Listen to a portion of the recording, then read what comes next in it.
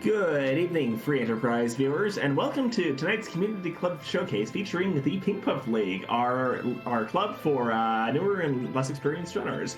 My name is Escrunch. Joining me in the booth today are Skull Kitty on the restream, NG Dave pushing the buttons today, and joining me in the comms booth is End. How are you doing tonight, End?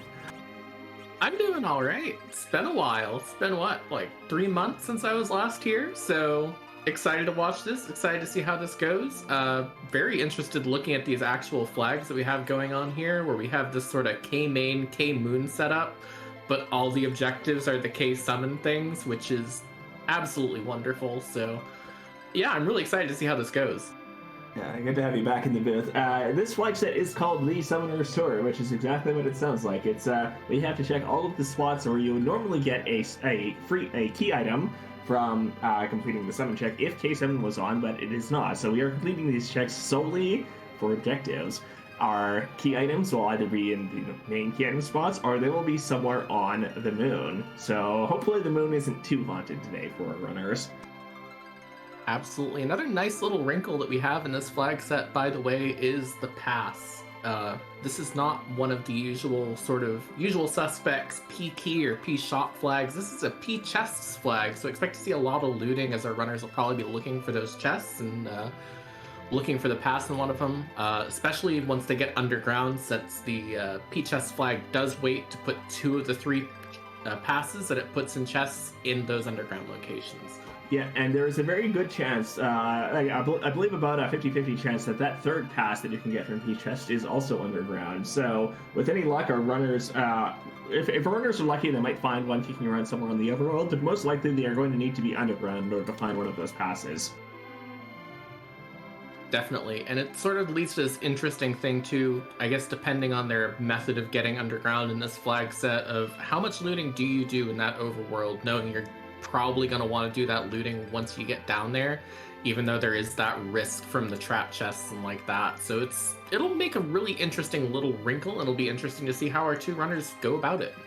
Yeah, well, it is T Wildish, max tier 7. That is one of the more generous loot settings that we can have. So I think we'll see a not unreasonable amount of looting here. We are off with the double Ridius start, Valvalis in the wagon spot, and the Darkness Crystal as our starting key item.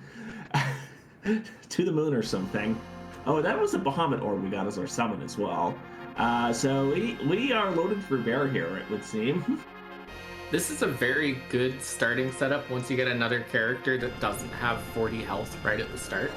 But having Bahamut on 2 Ridias right from the beginning, you can pretty much coast through quite a bit of the game with just that alone once we get enough MP up on them for them to actually summon it. So yeah, I would be really, really happy if I was one of our 2 runners now going for that. Either that or, you knock one of the Ridias over, use them as an anchor, and then the other one you just have summoning the entire time. It's certainly also a possibility. The trick is going to be getting the party to the point where these Ridias can actually start getting that MP. We see both of our runners immediately heading to Troya as the start. This flag set does have the free key item from Edward and Troya, colloquially known as Bedward. So we'll pick up a key item from going here immediately. That is not a key item, that is just a silver apple. Absolutely. It's also worth noting too, while we're talking about ways of getting this team online a little bit, this is not a Pino free flag set, so they do have access to all those free characters as well, so they should be able to get a party of 5 pretty easily in order to get going, and then, from there, as long as they just hit 1 good character, they should be fine. Yep, and we've certainly got enough character checks to ensure that one of those characters that we have available immediately should be enough to get at these Ridias across the line. We did see Hart checking some of the shops in Troya before heading into the Bedward check. Dumbward appears to have the same idea at this point. I don't think we saw anything notable in the shops per se. We did see a few interesting items in the loot. I think the most noticeable thing that I saw in the Troya basement was a poison axe, which will be tremendously helpful if we pick up a Sid or a Kane or someone else who can immediately wield that. Definitely. We are likely to only see those two as the options. As another little wrinkle in this flag set, the restricted characters, the ones that will only show up later on in the seed if possible through the randomization, both Cecil and Tella are on that list as well, so you won't be seeing like an early Cecil swinging that poison axe either. We're about to see what the first character is here in Watery Pass, and that looks like it is going to be a Palom. Yep, that is a Palom, all right. You want some black mages? Yeah, here you go. And that was a Sylph Orb in that last chest that Dumbword is checking here. We've got the summons, ladies and gentlemen, and wonderful viewers. Absolutely, 2 Rydias, access to Bahamut later, access to Sylph now. The Sylph glitch is enabled in this flag set too, so we'll be able to cast that for free once we have the MP required, so... That was there's another Bahamut for you. See, now both of the Rydias can get one. Wait, that's not how it works. Oh, imagine if it was, though. That would be interesting. I like joking sometimes that if you get spare summon orbs, you should be able to throw them to use the summon as a one-off. But that's... yeah. Okay, Dumbword is heading into Damson Castle, is checking the basement. Hart has checked a few more chests in Watery Pass while he's here. I did see a Flame Spear as one of the items, but that's, we already have the Poison Axe, so we probably have a better weapon for Kane should we show up. There was a Lightsaber in the Damson basement and a Black Belt. Those are both nice things to have early on. We know that we've got at least something for, some Holy Sick for Cecil to be shown. Ooh, that was a Stardust Rod. Yeah, and also over on Heart's side too, we did find a Dancing Dagger in that Watery Pass too, so we do have a way of getting that Palom a little bit online before he starts getting spells. We're in good shape on both sides. I think that Stardust Rod probably the better of the 2 damaging weapons we found so far by Hart far. is skipping the basement, it seems. We find a Porum as the character here, so we've got the twins as well. We have lots of mages here tonight.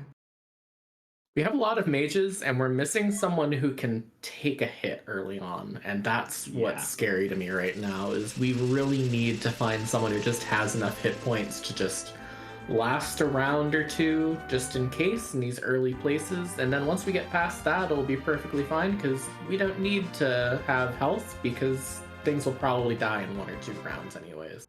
Yeah, well, if you're lucky, with the twins in hand, you can get a twin cast off and just get rid of something quickly. If everyone else is still alive at that point, then you've got the experience from it.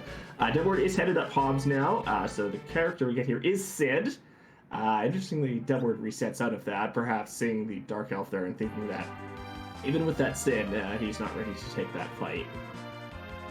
Yeah, I think it's one of those things where Sid's just not exciting enough to make it worth sitting through that fight. You've got the little bit of cutscene time. Dark Elf's first phase when he gets his stuff off just takes a while because he has to go through all those spells. Probably a wise choice. Probably not going to actually get stuff out of there. And it looks like both of our runners are going to go to Mysidia, raise the whale, and get their 2 free characters presumably afterwards.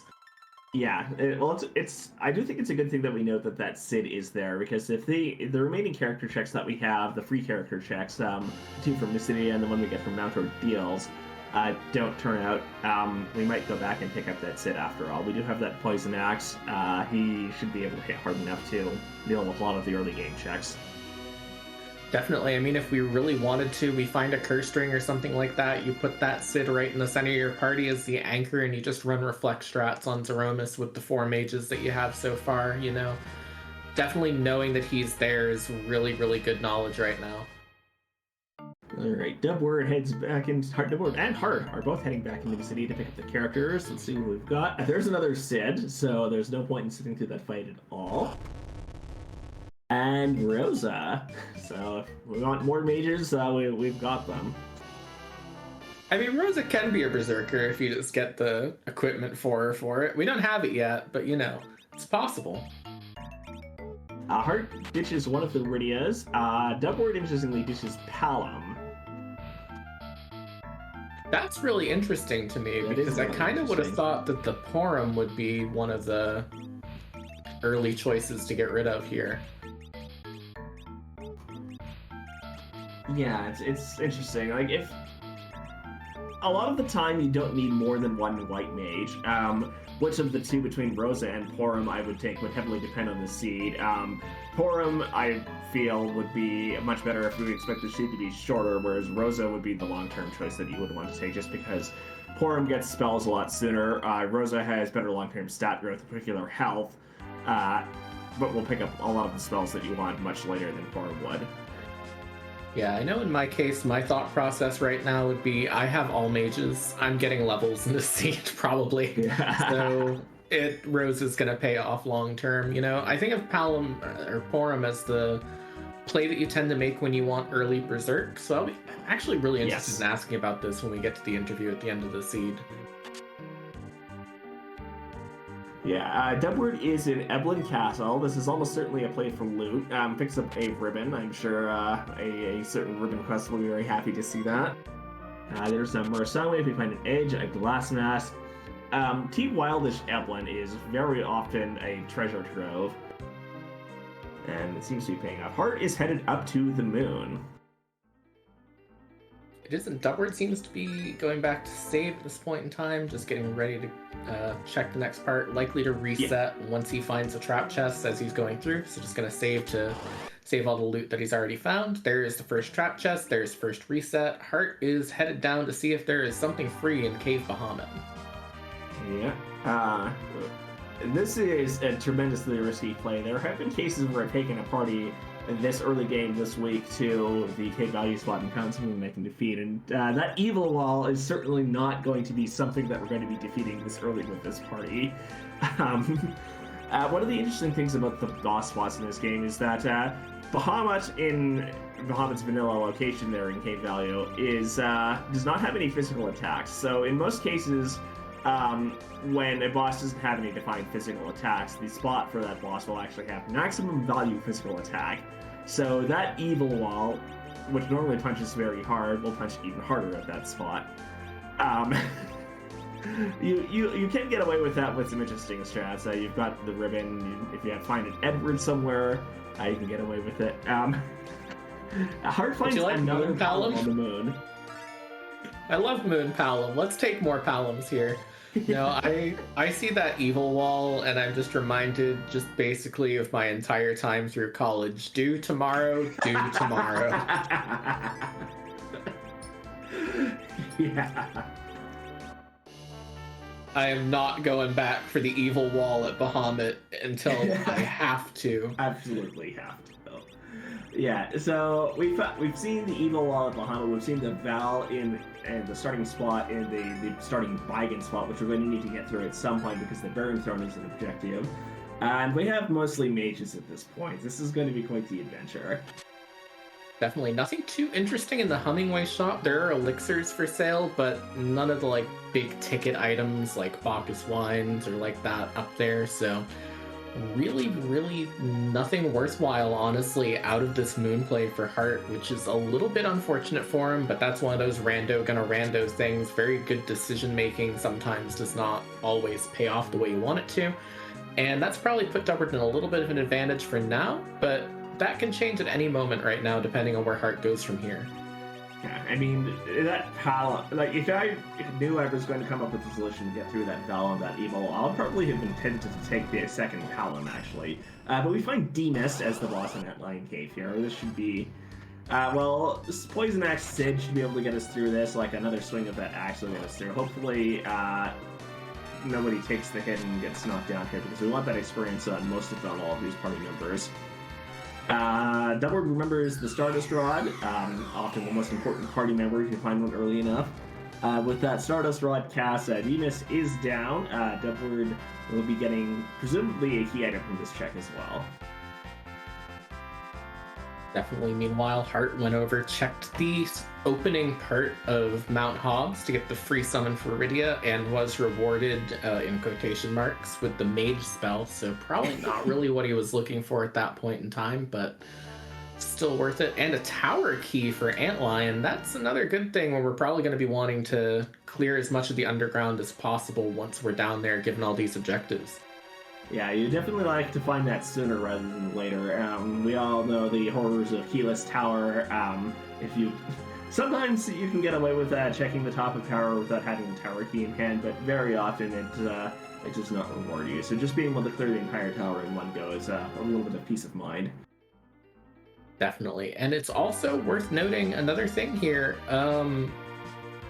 That tower key being that extra key item check, there are not a lot of key items required in this seed at all in order to clear it. We really only need the Baron key, a way underground, and the pan in order to actually clear it out. So anything like that that gives you access to a wider seed is both a good thing and a bad thing, because you're kind of hoping that most of the seed is locked behind that Baron key, so you find it early on.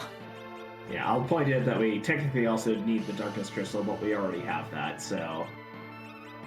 Yeah, I meant like beyond what we already have. Yeah.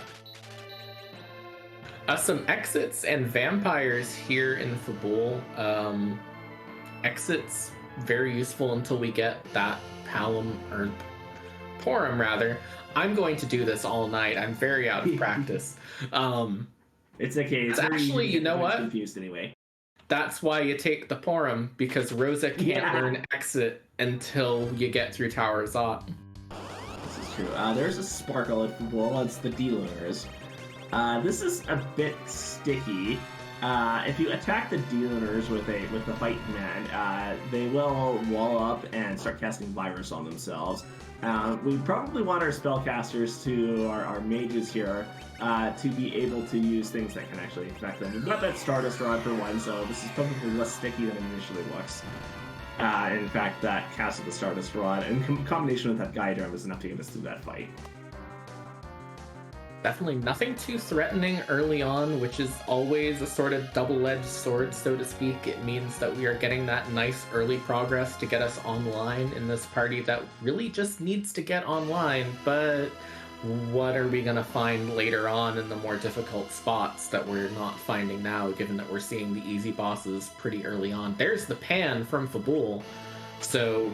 Fading Fabul, not a good option this seed. Dubward going to be very happy with that, and Dubward now 2 key items away from go mode, actually.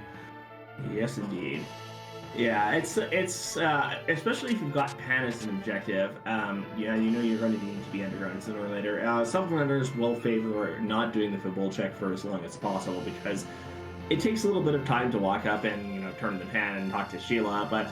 This time around, we know that if things go smoothly here, that we're only going to need to walk up to Sheila once here and only come to Fabul twice in general. Yeah, it's one of those things that's really good routing when it pays off, but then you see that one time it doesn't pay off, and you're like, why did I do that? Personally, I like fading Fabul as long as possible because I like to make Fabul like, doing a big pull in a gacha game on your phone where you're just getting all these key items at once. If possible, but not really the case today. Yeah, if you do everything absolutely correct, there's our last character check, and it's Yang. So if we need a, I guess that adds to the mage party to consider Yang to be the Kunch mage. Yang is an interesting character because I think that he could have a place in this flag set if we weren't pretty much already committed to running 4 mages and an anchor. Yeah. Yeah, it's just a little bit strange how the free character checks turned out here. They have a party that looks like this. Dubward is a top mount ordeal, checking the first boss spot. It is Dr. Luge. And Hart is at Baron Inn and has found Calcabrina guarding yet another mage with second Rosa here. This really is a mage-heavy scene, isn't it? Well, I mean, all of these characters have to be later in the seed, so we're going to be seeing, like, Giant Cecil and like that, which you won't actually see because no one's going to the Giant in this seed for the most part. Yeah, although, if you could D-Machine. Yeah, like if this were me, I would be thrilled to have this many mages, and especially I would be very inclined to pick a party with 2 Paloms. I just need to figure out oh no, that's a CPU in the secondary. This is actually probably not as bad as the meter looks. I know whenever Dubward gets here, that Stardust Rod is going to be doing work. I do see that Hart has an Earth Hammer for Sid, which might be able to help out a little bit here at the right moment, but knocking out those front boards is just going to result in pain. Definitely, and that CPU has a lot of HP at this spot too, so this might be a little bit of a slog. That is 3,330 HP on the CPU, roughly. Yep. So that's a lot to chew through pretty quickly. This might actually end up being slower than Dr. Cutscene over on the other side here. Yeah, if ever you want to know exactly how much health the big orb has here, just pay attention to the very first remedy cast that comes out. It is always 1/10 of the big orb's total. Rounded down, I believe. I believe that's correct, but Dubward through this Dr. Luggage fight over here on top of Mount Ordeals. We're going to see what's in the back attack spot, presumably after healing all of this poison. No poison walk for the rest of this thing. Yeah, I'm interested in seeing what's on the other side here, because we still haven't hit anything too spicy aside from maybe the CPU. Yeah. Alright, who's the back attack boss? That's a blue robe. It's just Water Hag, thank goodness. The other possible blue robe, of course, is the Gauntlet. I believe in this flag set it's the Alt Gauntlet. I like to joke that the back attack Alt Gauntlet is not difficult, it's just disrespectful of your time. Because all of the fights in the Gauntlet, if it shows up here, are back attacks. On the other hand, if this is your underground access, I kind of want this to be the Alt Gauntlet, if it's the only way underground, because you know what this party needs? Levels. You know what the Alt Gauntlet on top of Mount Ordeals gets you? A lot of levels. At the expense of a lot of time, but point taken. If you need to come through here anyway, then that's just part of the cost, I guess. Yeah, exactly. It's like, I don't mind grinding if it's baked into the seed. It's when I have to go do it elsewhere that it becomes a problem. I would rather do a very slow grind in an Alt Gauntlet at a back attack spot than go do efficient grinding any day. Well, with any luck, we won't have to worry about grinding options for a while yet in this season. It may well be that we just don't have to worry about grinding at all, per se. We might have to hunt through the moon and get all the experience from that to actually complete the scene. Okay, Dubward is through the Water Hag fight, is now heading into the mirror room. We'll be seeing the key item check first here, and then seeing who the boss is afterwards, assuming that Dubward wants to keep whatever this item is. Definitely. Meanwhile, Hart pretty much through the CPU, double Sylph, very good for that. Just a Luca key on top of Mount Ordeals, but that's a good thing because that means full underground. But on the other hand, that means Hart has found her underground access, and that is a hook route. Ooh. I believe that is the last of the overworld checks that we haven't seen yet, so we know that this is a hook seed. Now here's the question. If you're Hart, do you try to go underground quickly, or do you clear out the rest of the overworld? I personally would clear out the rest of the overworld, but I can also see a case where if you're in Hart's shoes, you spent all that time checking the moon, you want to try and just push underground as quickly as possible. So I'll be interested in seeing what he ends up doing here. Yeah, like with this party composition right now, I would be eager to find a magma key so that, because if I don't have to, I don't want to have to spend some time getting this party ready to go down the hook route. It's certainly doable. Like readying with Bahamut alone is probably enough to get you through whoever's on the hook route. But it's still going to be a bit of a slog needing to do that. Probably what I would do under the circumstances if I don't find the magma key, which we know Hart is not going to find here, is maybe attempt to do some of the trapped chests on the hook route. Check the cave and shop, see if we get hourglasses or coffins, and go from there. Definitely. I think that's probably the play as well. But it does look like Hart is going to go and head up Mount Ordeals. Dubward, meanwhile, only has that Baron in check left. I think it's safe to say that Dubward does have basically that entire time that Hart spent on the moon as a lead at this point. That's obviously something that can change at any point in time. Whenever you have 5 out of 5 objectives required, it can tend to make the seat a little bit swingier later on because you need to find those key items. So basically, I think the most important question that's going to be on our mind for the next 20 to 30 minutes or so, where's that Baron key? Yes. I do want to point out that Dubward pulled a dwarf axe out of one of the checks here in Baron, the pot just outside the inn. So if we want Sid to turn it into an anchor later on in the scene, we've got a pretty good means of doing that now. That's really good going into the hook route, just because now we have a way of slowing down that hook route where you really kind of want a good anchor. The only other option would really have been to say goodbye to one of your mages and maybe, well, actually, Dubward doesn't.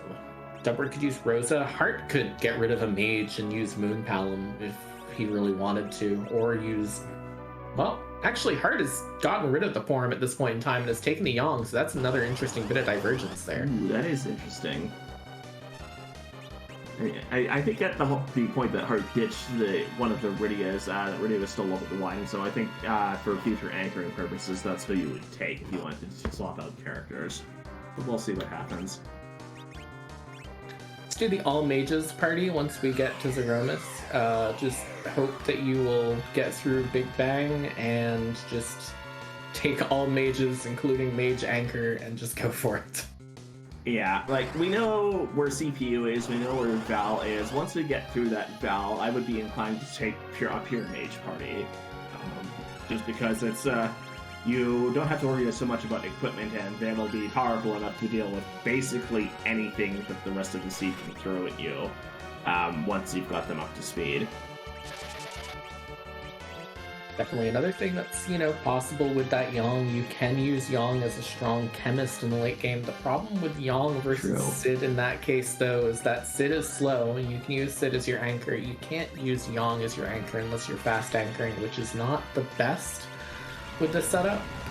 So again, I'm really interested in, when we get to the interview, hearing about these party things, because I know that there's a thought process behind this that just isn't ringing through my mind that I'm sure is gonna be really, really interesting to hear.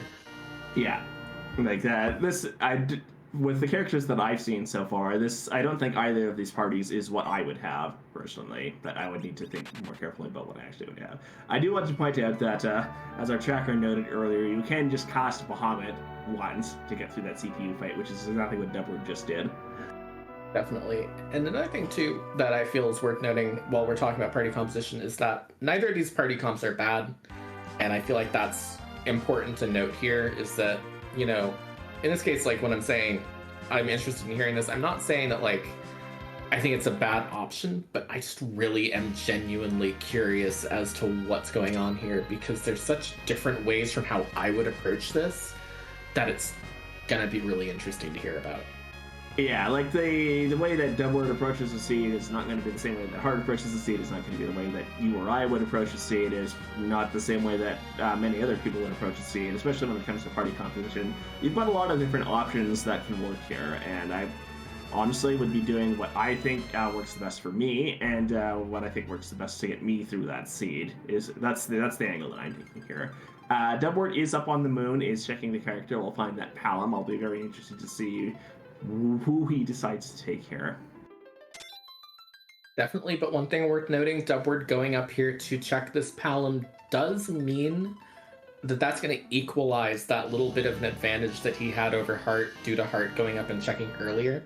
So we'll have a better idea of how this will shake out once Hart gets through this, and depending on whether or not Hart does the Fabul defense ahead of time, I kind of think that if he's bothering to check Mount Ordeals, he's going to check Fabul defense as well. But this will be a good sort of test of how close these two runners are going into the hook route once Dubward's done with these checks and once Hart is done getting this Luca key here.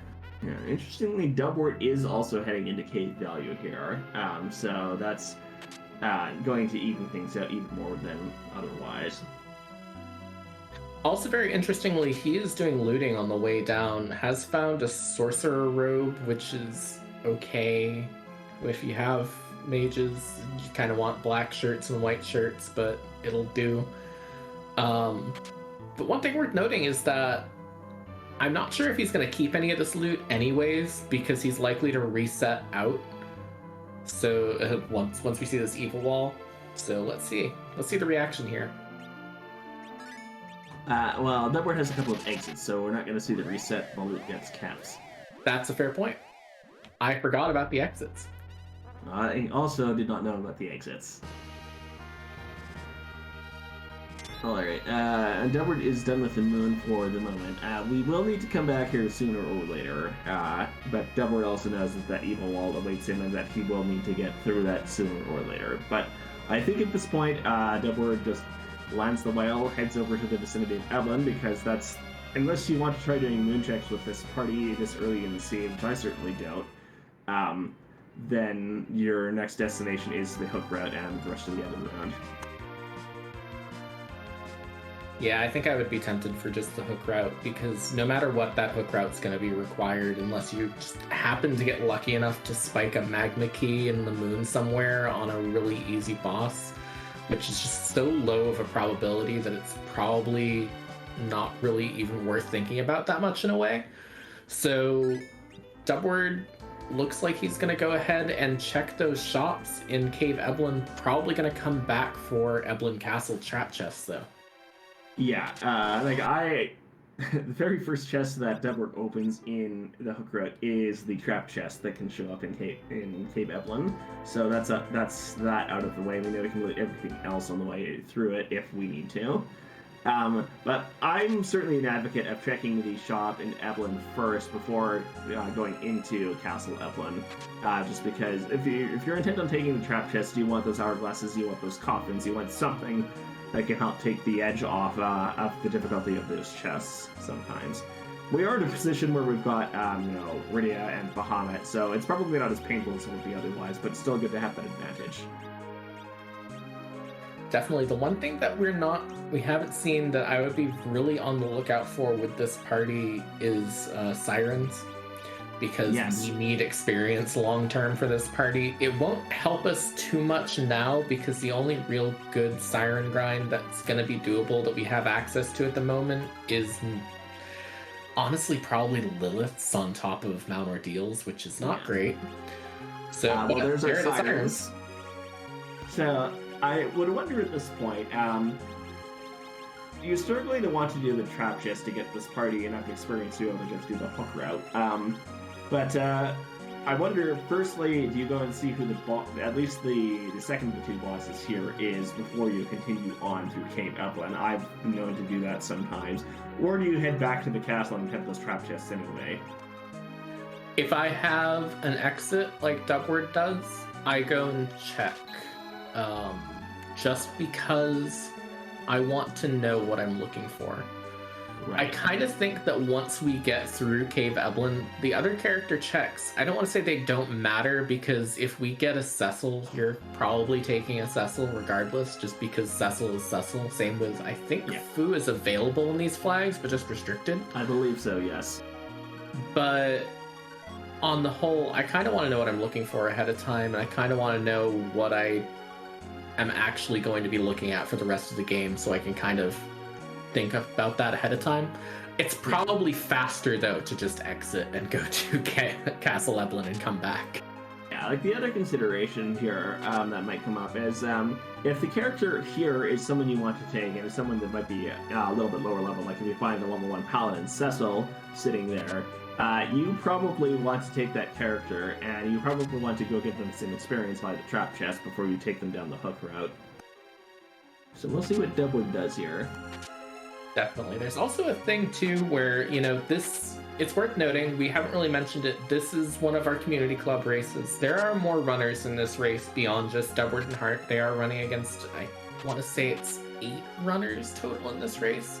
I forgot to actually double check, and I'm basically going off my memory, which is not always the most reliable. I believe it's 7 racers this time around.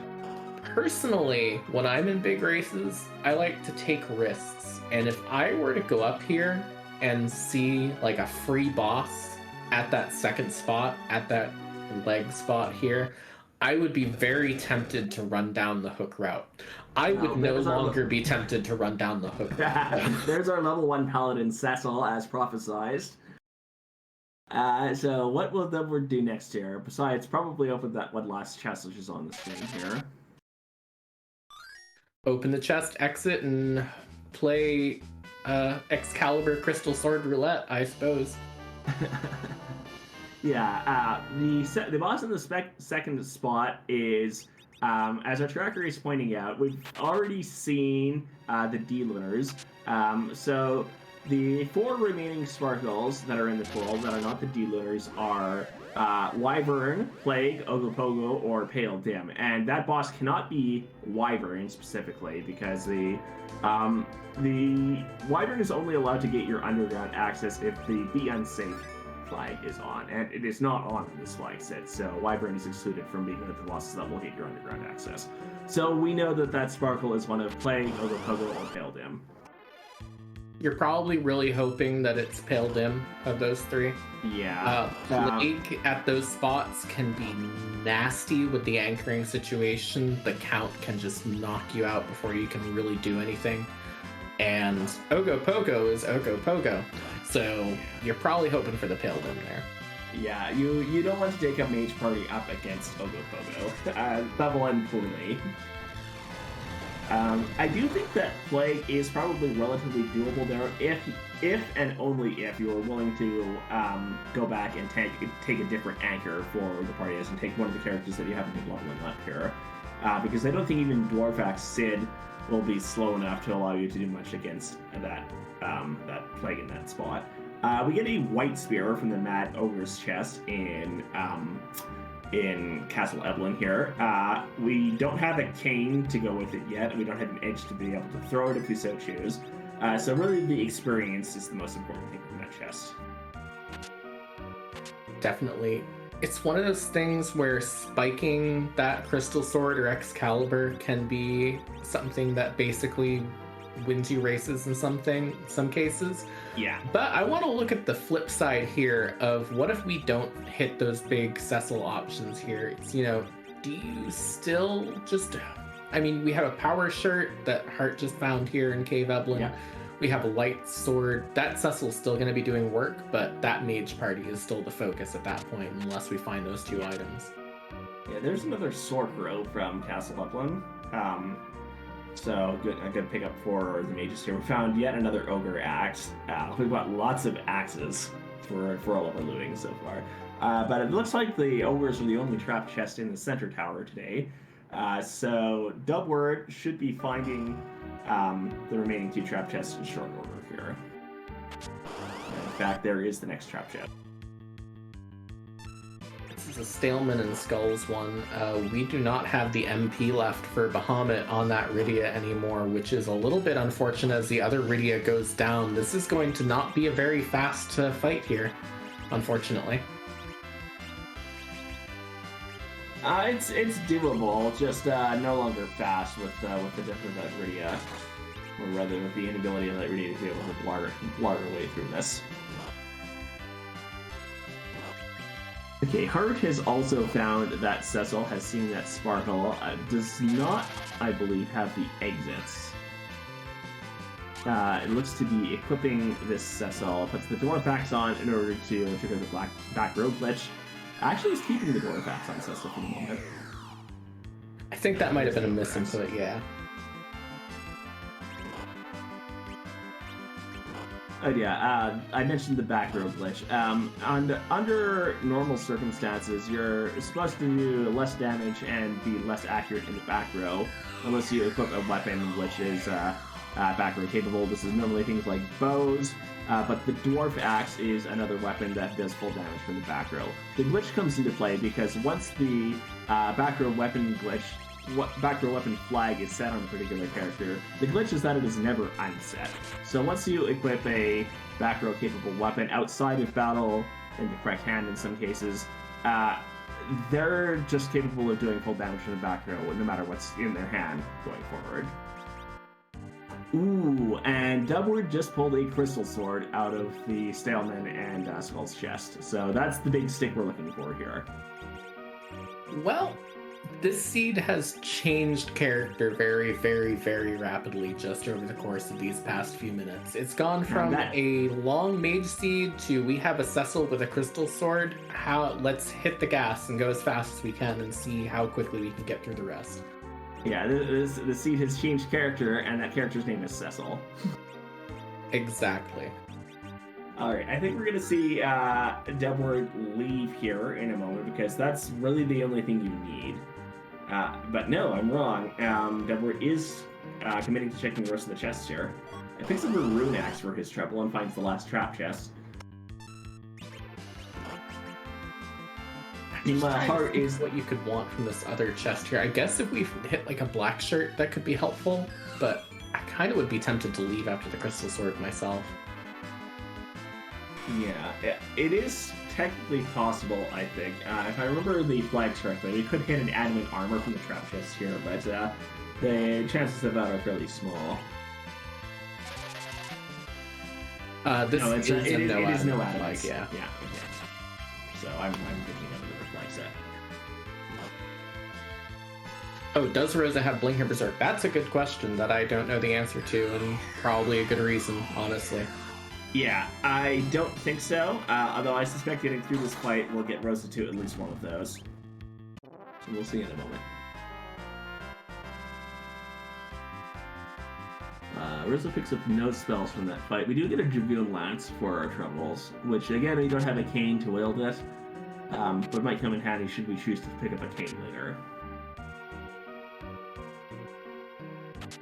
Oh, that's the other thing that Dubward could be looking for. Could be looking for that pass still, because this is still P-chess. Yeah, I personally think that this is mainly a play for experience, but it's still not really something you're going to need necessarily with that Crystal Sword Cecil in action.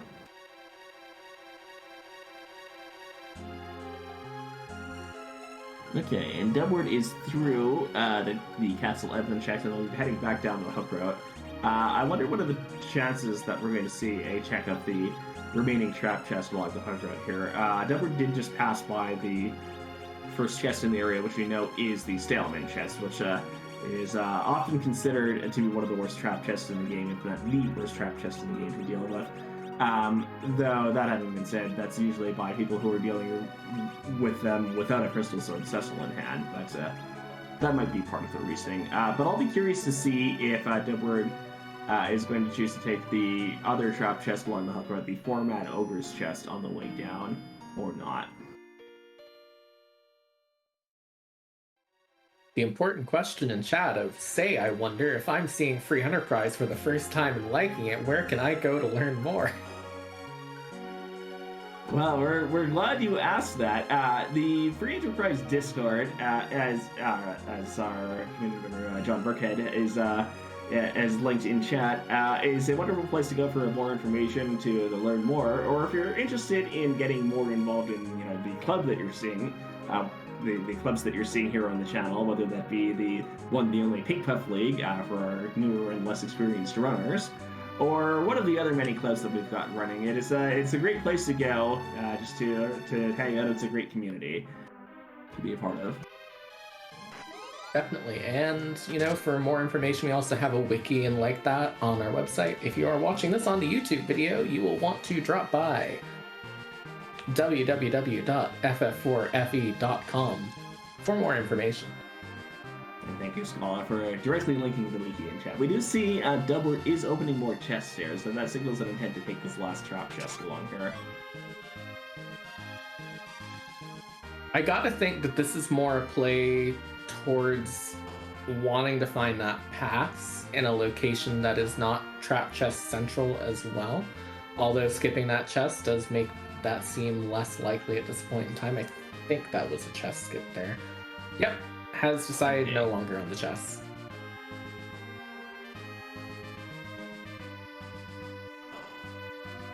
But yeah, okay, so this save point is the save point which is immediately before the two boss fights here in the upper tower. We know that the second boss is a Sparkle, but depending on who turned in the first boss spot here, it can be quite nasty as well. It's one of those spots where it will hit surprisingly hard depending on what the boss is, because of course the vanilla boss in this spot is King Queen Evelyn. They do not have physical attacks. That's Keinatsu. This is not as bad as it would be if Keinatsu were in the other spot here, but he's still going to be quite fast here. And this spot has about 6,000 health. These waves are going to do... they might knock down Riddy and Rosa if left unchecked, but if we just got Cecil a couple of hits in here, we should not have too much difficulty with this. Yeah, the danger's kind of already passed at this point in time with this Berserk going off. Rydia will probably go down. Rosa will probably survive this one now that we've gotten that first Crystal Sword hit off. And really, it's just set the controller down, let Cecil finish the fight. Let Cecil hit things, if you will. Wave does damage proportional to the amount of health that Kainatsu has at that point in time. So the more you hit the turtle, the less damage it does with its waves. Definitely. Meanwhile, over on the other side, Hart has gotten that Crystal Sword onto his Cecil. Let's see what he does. Does he continue checking through all of these various chests in Castle Eblin, or does he just leave? That is a very important question. Yeah, those Cure 2s are signaling an intent to continue here, and that is exactly what's happening. Alright, Duntward is through the Kainatsu fight, is going to be anchoring with Sid by the appearance of that Dwarf Axe equip. So we'll see if Duntward wants to go back and save, as he might do if the first boss is particularly sticky. But no, we're heading directly into the fight. Who have we got? That's Plague. This Cecil, especially with the Crystal Sword in hand, is probably as fast as possible relative to that Sid. But we might have difficulty keeping other people up. With any luck, Cecil will be able to hit hard and fast enough to just be able to get through this Plague before count ticks down. I'm not convinced that's going to happen. Combined with two Bahamut's, though... Combined with two Bahamut's, that's much more likely to happen. It's kind of rare when you see Plague in a spot like this where you actually do the DPS race against Plague instead of just trying to find another way around it, so this is interesting. About 7k on those Bahamut's. Yeah, like this spot has about 25,000 health. Normally, you're going to have some amount of difficulty getting through that in a timely fashion, unless you have a party enemy berserkers. But even then, that results in other things which are likely to prevent count from solid. But that's beside the point now. As Plague is down with 3 left on the count. I was not expecting 3. I was expecting like 1 on the count. So that was even faster than I expected to get through there. Hart basically through this at this point in time will be heading up to Upper Babel after this. So about the distance of this entire run down the hook route between the two runners. Again, this can change at any point in time because we are still looking, where's that Baron key? Yeah. Basically the largest unresolved question of we've got this point in time. We're underground, we can in principle go to the Fey March immediately and take the King and Queen spots there. We can already access Cape Bahamut, we can already turn in the pan. Dubward does go and open that first chest immediately past the hook route and picks up the pass from it. So that's the first of 3 passes. We'll see if another one turns up another chest there, because that's not a chest that very many people will be opening up. We did see Dubward looking to see who the boss was at the top of Lower Tower, and it is a purple robe, so that's either Mylon or Mylon Z. Both are doable. If I'm Dubward, I'm very tempted to just land the airship and go back up the tower the second I pop out here. We know that because Case Summon is not on in this flag set, even though the summon stuff is all the objectives, that we're not going to get the key items from King and Queen. We're not going to get the key item from Bonking Yong. We'll get the key items from Sheila instead. So while you will be completing objectives, you can't both complete objectives and find that Baron key at the same time. So I personally would have been tempted to just land there, get the Enterprise back, say goodbye to the Falcon, because I am not a Falcon fan, I'm sorry, and just go from there. But it just looked like he's going to go ahead and go down the school of check your freebies instead, which can be faster if this pays off. Well, in this case, it's also do your objectives, because the Pan Balance is in fact one of our objectives today. And in fact, that is the first objective we see on the board between our 2 Restream Racers here. Definitely, and now he has a Crystal Sword for that Cecil. Yep. We can get another Crystal Sword. Yay! Maybe we'll turn up a second Cecil after that. Careful what you wish for. A second Cecil. Actually, I don't think a second Cecil is possible at this point. I don't think the character slots are there. Actually, maybe. I don't remember the count anymore. With both free and earn characters. So that's a good question. No, I think you're correct. I think we're out of character checks that could be that second Cecil. Because we have Dwarf Castle, we have Baron, and we have Giant. And actually, it is possible to get a second Cecil because we also haven't seen the Zot characters yet. So we have 5 spots left that we haven't seen. But we could see the Zot characters because Dubward has found the Earth Crystal down here in the Fey March. Yes, we could be seeing that sooner rather than later. So we haven't seen Tella, we haven't seen Edge, we haven't seen Phil. We also haven't seen Edward, but I think at this point we've seen... Well, we also haven't seen Kane. So that's 5 characters for the 5 slots we haven't seen yet. So second Cecil is off the table. Was that King Odin and Queen Golbez? You hate to see it. I love that. That's gonna be a time. Do tomorrow again. Yeah. If you go down there with that appropriate anchoring setup, at least the Golbez fight is relatively free. Maybe we come back with some ribbons later on, and well, we've already got at least the 1 ribbon, so that Golbez is less intimidating than you would otherwise expect. A tracker asks, Seed, where is my Edward? Who would in fact make that Odin fight a much more interesting experience. Yeah, we're now up to 2 out of these 4 objectives that would be made a lot easier if we were able to just find an Edward. Yes. It's Edward's time to shine. How very appropriate. Edward is heading down into the sealed cave. This is potentially a key item check.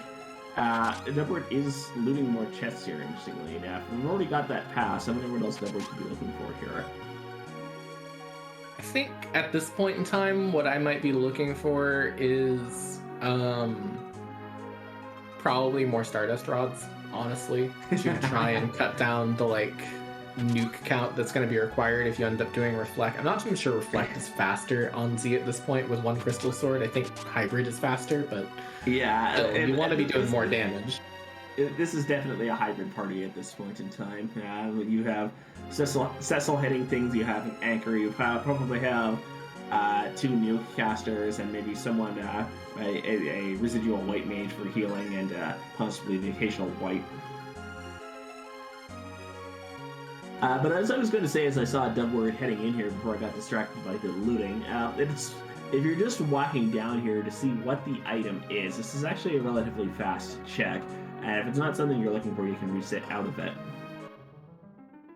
So you may yet see a reset here if it's not something Dubward's looking for. That's the Adamant Rock. Dubward doesn't want it, and in fact just resets out immediately.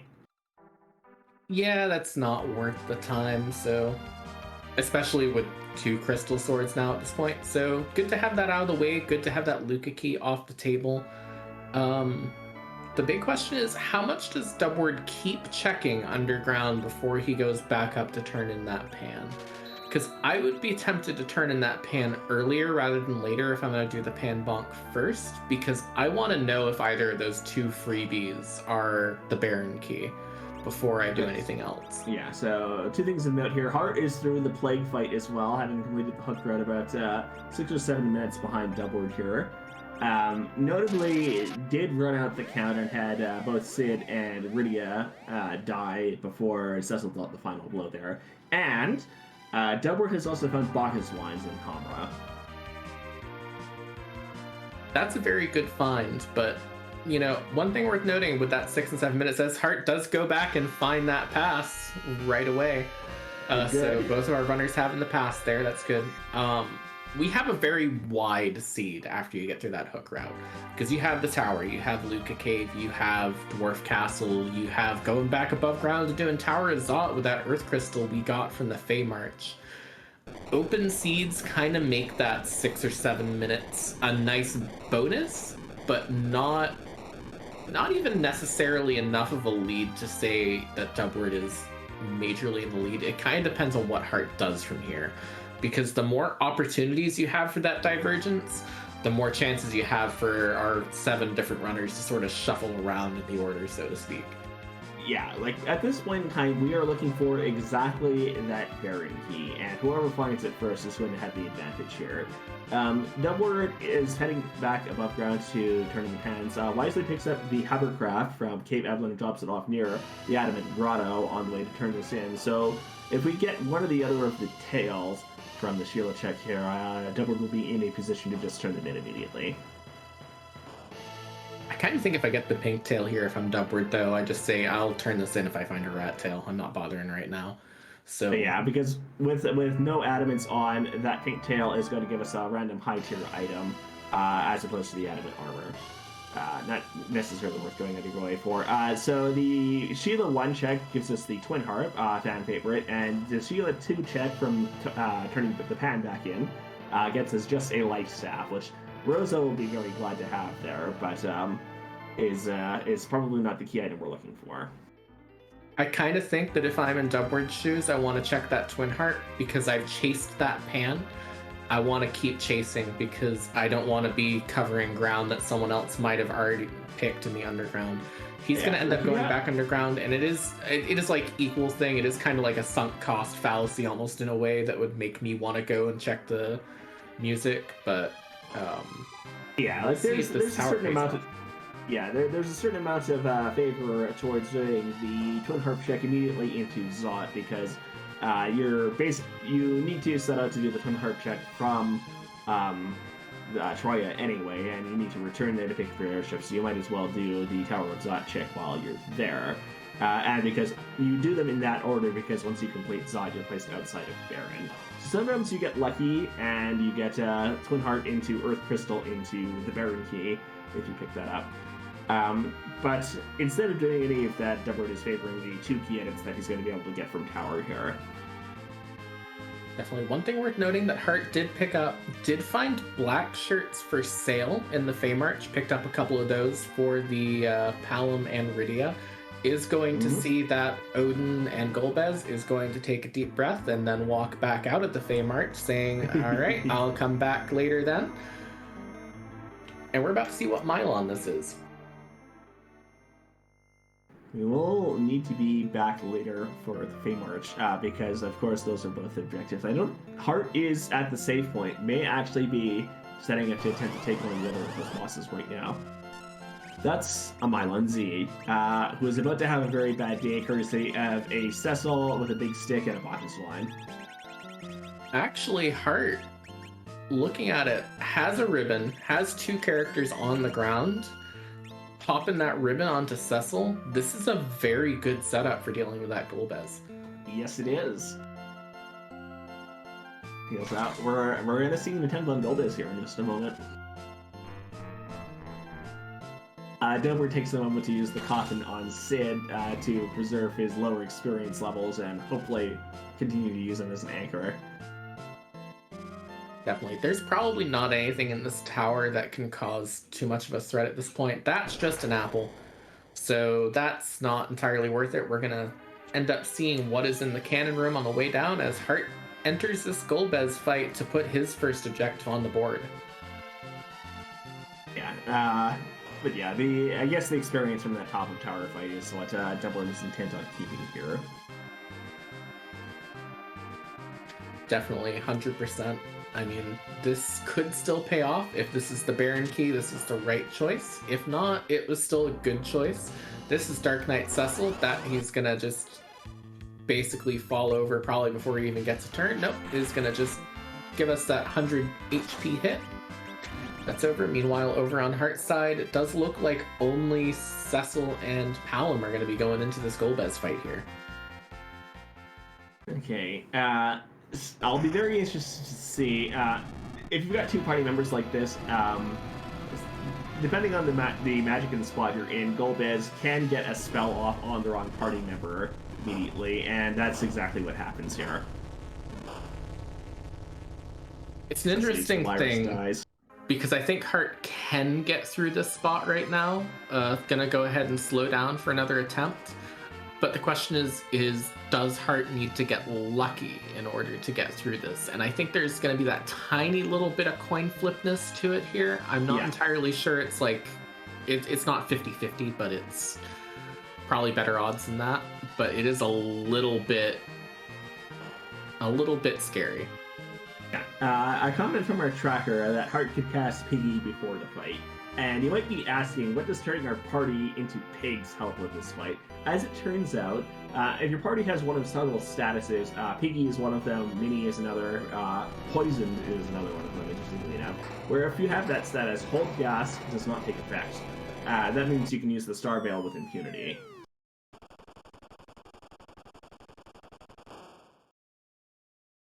Yeah, definitely. I mean, already has that star veil. Hey, there's a magma key, which means that, as I have been told many times back in ZZ5, we can get underground now.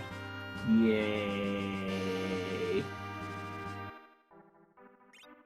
With Tower being a zonk, Edward now heads to Dwarf Castle. It is increasingly looking like our answer might be on the moon here. Not impossible for Dwarf to be the very key we're looking for, but it's looking increasingly likely that we will need to go up to the moon to find the value we're looking for. At the moment, we still have 3 outs that aren't the moon.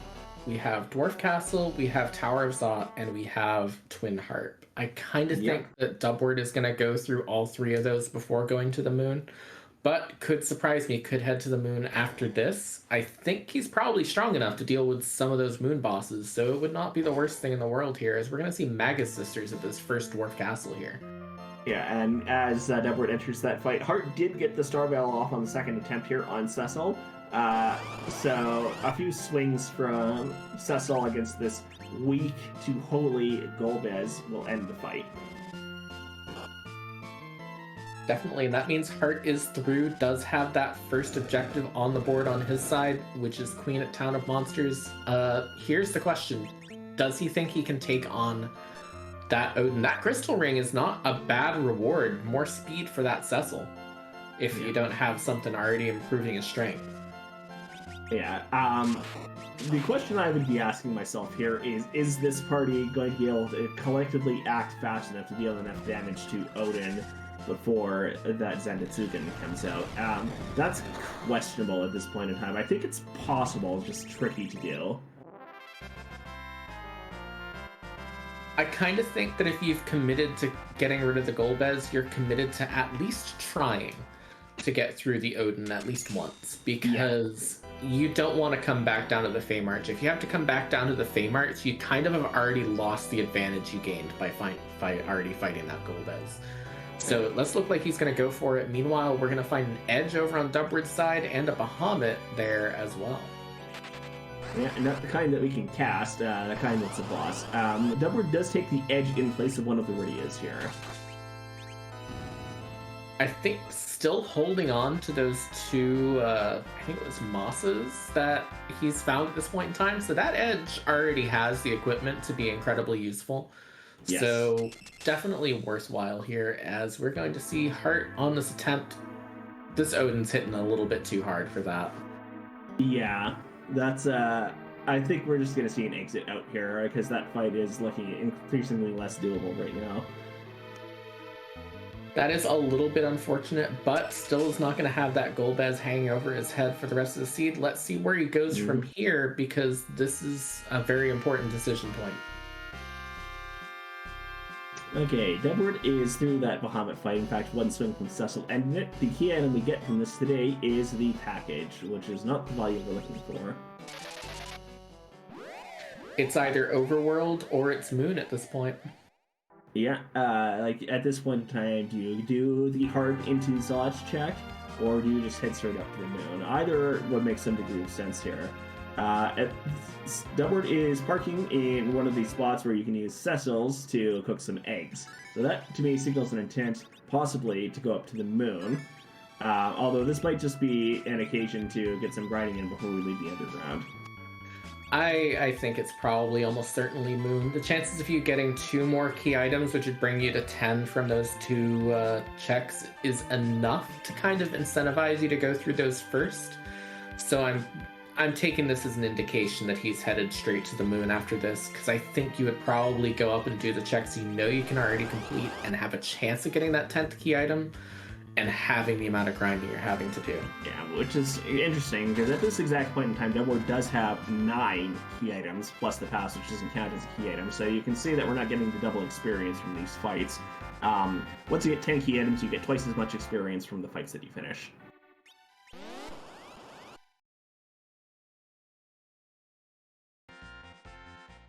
That is 9. I was sitting here like, no, that's 8, but it is 9. I had to count 4 times before I came to 9 there. So, thank you for being here in order to help count to 9 for me today. Well, I mean, we've seen both. We've seen Plague, we've seen Bahamut. There, you can count on the bosses you've seen. None of them go beyond 5. That's why. Hey, Plague starts at 10. He just counts backwards. That's fair, but then you have to go back the other way. It's just simple thing. Okay, so while Dumbward cooks some eggs here, Hart is in Dwarf Castle as well. Also takes the edge, so I believe right now we actually have equivalent parties between the two. We have different routes to get here, but we've got the same characters in both parties right now. I know personally at this point in time what I'm at is, on the commentary side where I can do this, I'm staring at the race room because the chances of someone having, made a really risky play and having had it paid off are improving every moment that we're finding all of these sort of more standard plays less helpful in a way. I mean, there's a universe here where, as I'm speculating, the value might be up on the moon based on what we've seen so far, where you take that party of, the pure mage party, and you take 30 sirens from the shop, and you get underground via the hook route, and you just, you use the 30 sirens, and you head up to the moon, and you blow up the moon immediately, and you find your Baron Key and just blaze your way through the rest of the seed. That's certainly a possibility here. This is kind of why I like these larger races sometimes, even more than like our tournament time 1v1s. Because in a 1v1, you know that your opponent's going to do something. But in these like 7-person races, you can take some risks and win races off of it. And that's always really exciting here. Dumbward should be finished with this grind soon. I would imagine probably not going to take his party all the way through at this point because going to be a lot of experience from the moon. Yeah, he's only got 1 siren left at this point in time, so the grind ends here. So we're going to see what Dumbward chooses to do next in just a moment here. I thought he had 2 left, but there's the whole counting to 10 thing. Actually, I didn't have any clue. Yeah, we're counting backwards from 10. I was watching what Hart was doing. Yeah. It's okay. Dumbward is heading back into the Fame Marsh at this point in time. So this actually makes a certain degree of sense. If we want to leave the underground here and never come back, which seems to be the intent here, then you grind and you go before you leave. That is a possibility that I did not actually think of when I was kind of analyzing, because I kind of assumed that this underground would be the last thing to do, but Dumbward has also already given up the adamant, so we know that he does not care about forging. If he cared about forging, he would have finished Sealed Cave, so at this point in time, it is just come down here and you can leave and never come back. Exactly. Hart has completed the Dwarf Castle checks, is in Tama, does find those Bacchus wines, so we'll be good to go with Berserkers going forward. And in just a few moments, we're going to be seeing Deborah make an attempt, probably starting with, well, this is an interesting question. We don't have the Golbez party set up here, so I wonder if we're going to start with that or if we're going to go into the Odin fight first. I know I kind of want to go through the Odin first, if I... Hart talks to Job Dwarf, who is a bus driver today. Heart of the people. Bus driver, incredibly underrated profession. Very, very important. Yeah. Our tracker points out that we've got the Thunderclaw on edge, so that almost certainly indicates that we're going to see the Odin fight first. Okay, with any luck, this is going to be a matter of Berserk Edge, Berserk Cecil, let them hit Odin until Odin is dead. Yeah, this Edge, is of not going course, to be is- the most interesting strategy for Odin at this point in time. It's really just do damage. Yeah, it'll get us through. Like, that's a 5,000 damage hit from Edge. So Deadward is not berserking Cecil here, is instead electing to, I believe, cover Edge there, cast Blink on Cecil. So if Edge takes any hits here, Cecil will take them instead, and that Blink will mitigate them. So yeah, Berserk Edge is hitting fast enough here that in combination with a couple of hits from Cecil and this Bahamut that's coming out now, we're through this fight. Yeah, it is worth noting with that Thunderclaw and that Masa, this Edge is pretty strong, almost stronger than the Crystal Sword Cecil anyways in this one particular fight because of the Thunder weakness on Odin. So it's going to be through that, just a Lunar Staff, nothing particularly exciting here. I guess that's okay for Rosa later if you want. But that does lead us to the question of what is his strategy for getting through this Golbez? There's a few different things that you can do here. As was pointed out in chat earlier, if you've got a Black Mage with the right spells, you can piggy your party. If you've got a White Mage with the levels, you can mini your party. Or you can just head directly into the fight, I suppose. We do have the ribbon. Just pop a ribbon on your Cecil and hit him. Yep.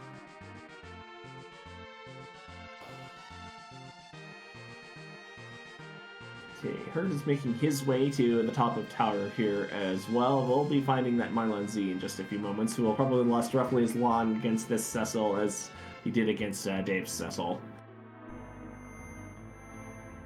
Yeah, almost certainly going to be through that very, very quickly here. The only thing is that this does mean that Hart is kind of unfortunately following in Dubbard's footsteps, has made a lot of really, really smart decisions throughout this, and just hasn't had them pay off throughout the seed, unfortunately. But there's still a lot to play for at this point in time. We still don't know where that Baron key is, with both of those above ground checks still sort of looming over our runners' heads, with the entire moon looming over everyone's heads, as it tends to do in most cases. So really, this is still wide open. Okay, Delbord enters the fight phase of Golbez with just Cecil and Rosa up. Starvale goes off with Cecil. So does Golbez get a spell off? Yes, it hits Rosa, so that is enough to get Delbord through this fight. Yeah, a few of these reflected spells to deal a little bit more extra damage to Golbez, and then a single attack from Cecil, one or two attacks from Cecil will be enough to get us through this fight. Not quite enough for the Y there. Gonna need another swing. With that extra lead 3, this should do it right here.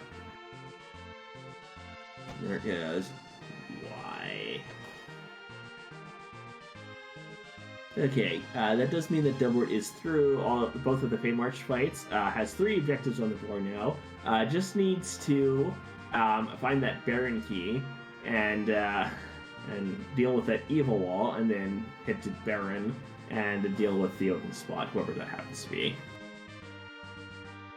I don't think there's anything that could possibly be at that Baron basement spot that poses a threat. Honestly, I don't think there's anything left in the game that could really pose much of a threat to either runner at this point.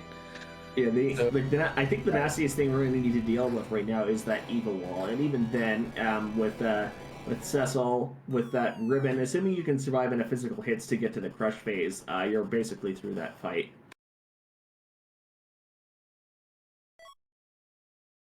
Alright, with this mostly dead party, it looks like Delbord is in fact going to turn in the Twin Heart.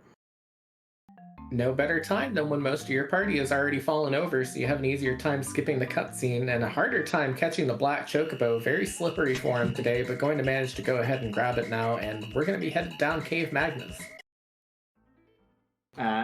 Yeah, as much as this is a fan favorite check, this does take 2 or 3 minutes to get down to the bottom and let the cutscene play before you get to see who the boss is, much less what the key item is going to be. The fight itself will be relatively fast with Cecil and Edge on hand. the boss in Sealed Cave is someone you generally don't want to deal with a mostly mage party because the spot is very magic resistant.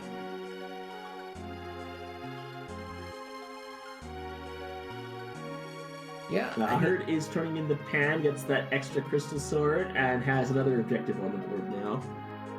Kind of imagining a world in which we'd have been stuck with that mage party and hadn't found the Cecil and Edge, and the Baron Key was behind this, but it was the only way to move forward. That would have been interesting. Not to say this hasn't been interesting from here, because this is still quite an interesting race. It's still very wide open, but there's so many ways that this check can just make your day unpleasant if it lands in the wrong spot.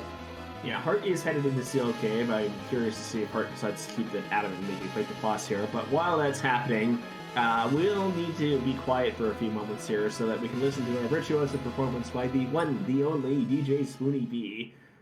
Enjoy your tunes, viewers.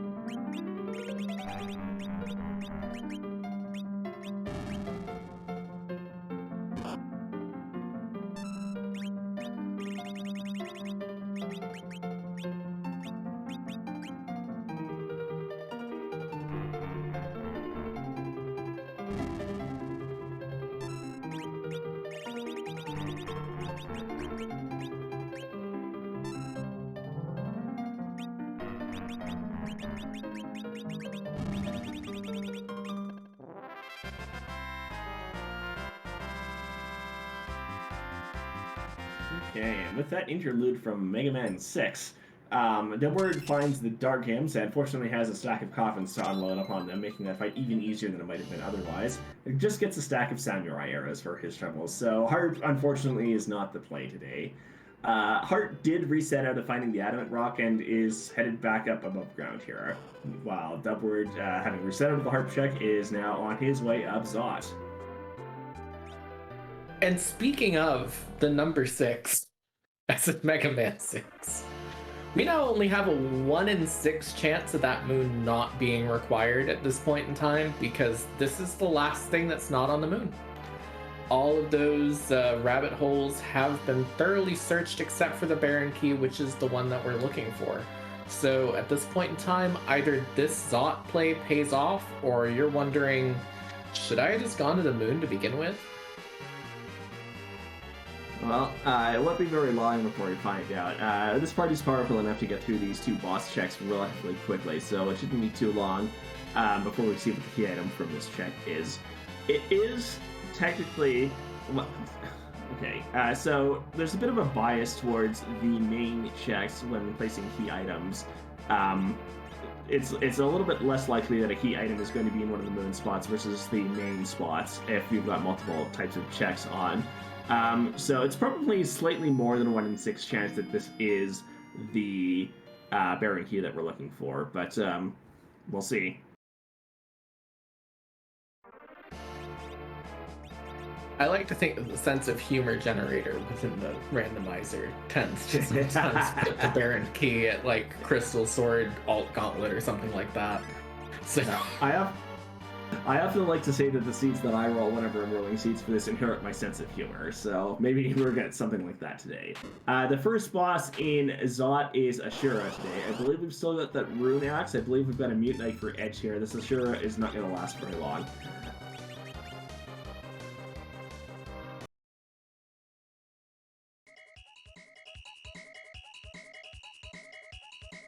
Or, you know, you can just leave the standard equipment on and just continue to let people hit things. You can just Crystal Sword your way through every single fight at Exactly. this point in time if you want.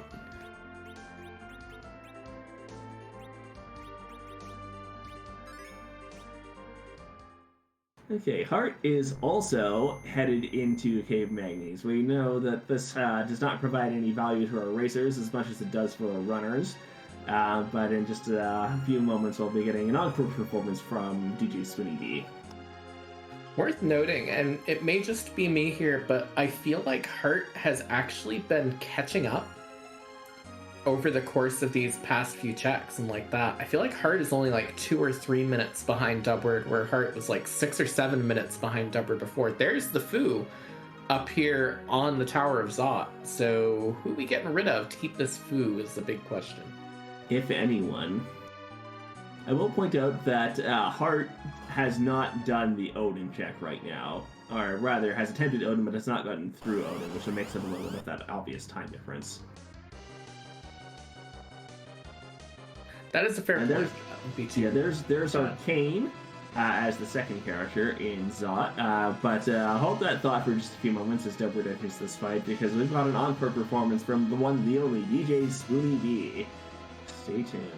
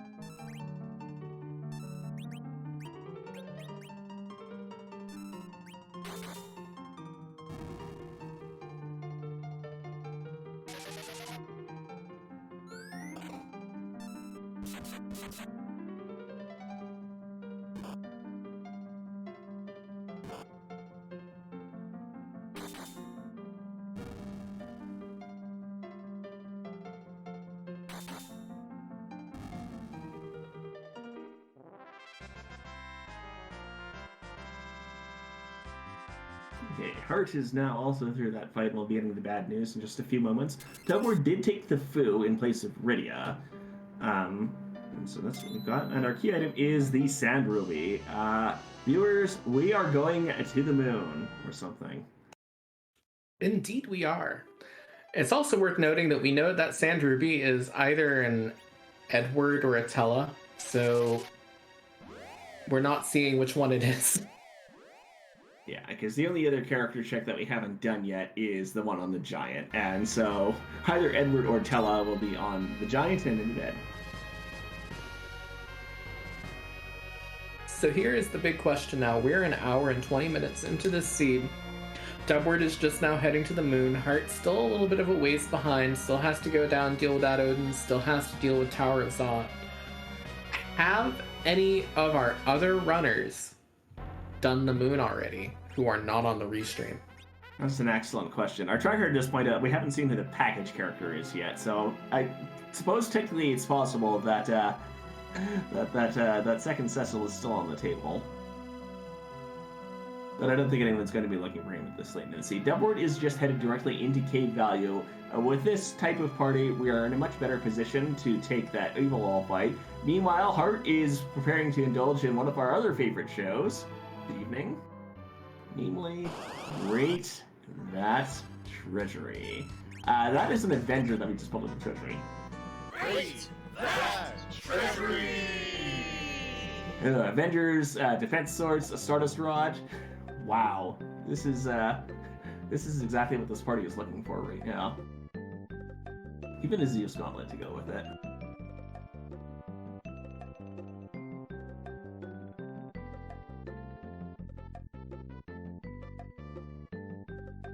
Meanwhile, that this has to beautiful wall fight going on over on Dubward's side. Gonna go ahead and deal with that objective first. Here's the real question: top down or bottom up moon play when we get on Dubward's side here? I would be tempted to do a top down moon play here, but both are pretty valid options at this point in time.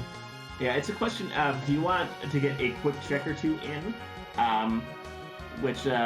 So you, in this case, we know that the Evil Wall is not a check. The Cage Bahamut is a K-Summon check, not a K-Moon check. So if you want to get a quick check in, you can go to the Murasame altar first. If you favor density, you would go to the bottom of the moon first.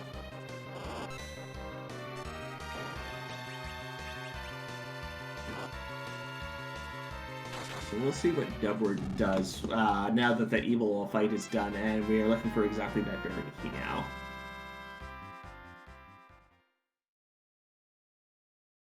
Here's the big question. Oh, it's another Crystal Sword for getting through this Evil Wall. The big question is, can we find a third Cecil? The answer is no. We don't have enough character checks left for that. Could go sit through that package and hope it's Cecil number 3. Or Cecil number 2, rather. Counting is so hard for me today. I don't know why. We have 3 Crystal Swords in total now. We don't need all 3 of them. Okay, so Dubward is down to just the moon checks right now. Is looking for exactly that Baron Key. The other interesting possibility that I'm going to raise here is that we find the Rat Tail from one of these checks. The Rat Tail could hold the Baron Key here. So if we find that, do we go and immediately check what that is, or do we keep going on the moon? If I'm doing top down, I find the Rat Tail at either the Mira altar or Crystal Sword altar. I would go and check it. I would drop a save and reset out, check it. If it's at the bottom where I'm already next to those other 2 things, I'm waiting. That would be my thought process on it. Yeah, totally fair approach here. Dubward is checking the Murasame altar first, taking the top-down approach here.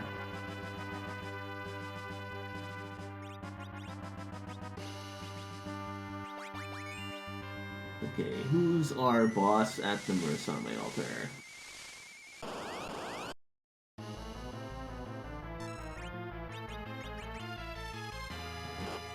Of course, it's Atlion, right at home on the moon.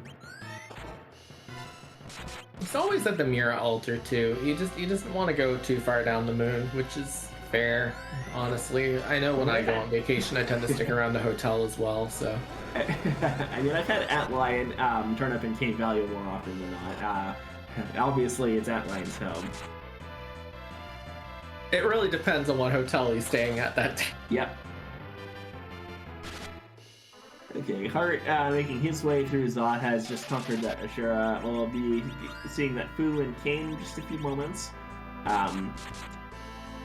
Be interesting to see if Hart decides to take that Fu as well or not.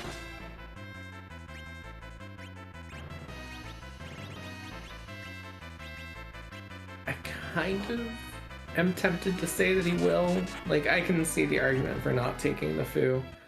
But at the same time, I kind of feel like Fu is a lot of, especially newer runners, or less experienced runners and like that, sort of a bit of a comfort character in a way, because you know what you're getting with Fu every single time.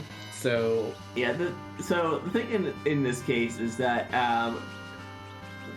as I mentioned earlier, at least going up into Zot, we're dealing with a party of mostly berserkers at this point in time. We've got Cecil, we've got Ed, we've got Sid, who can technically hold his own on that front if he's not anchoring.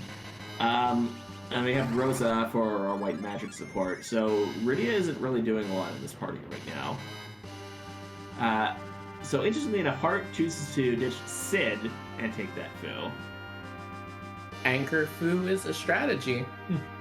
Anchor Fu generally benefits from having the curse ring to fix Fu at 5 agility here. But certainly keeping him at 20 agility as his unfixed is fixed to default agility value is it can be workable, just a little bit trickier to work with.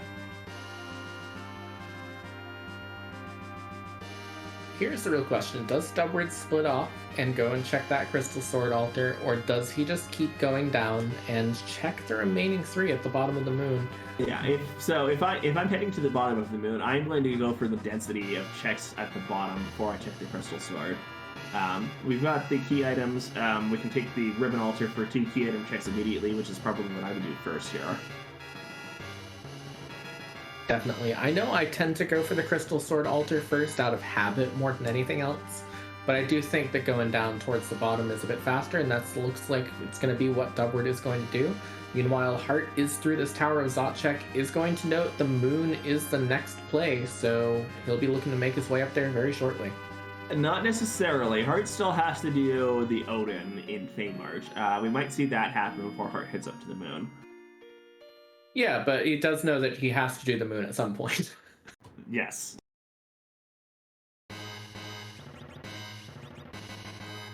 Okay, Dubward has reached the save point at the bottom of the moon. I think we're going to see Ribbon first here, as I just described. That is exactly what's happening.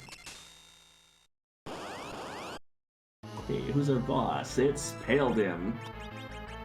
It's our second to last Sparkle out of the way here. The only one remaining being the Wyvern's. Actually, no, Wyvern's still out there. Ogopogo's still out there. I'm still thinking of earlier, and I apparently still cannot count to 2.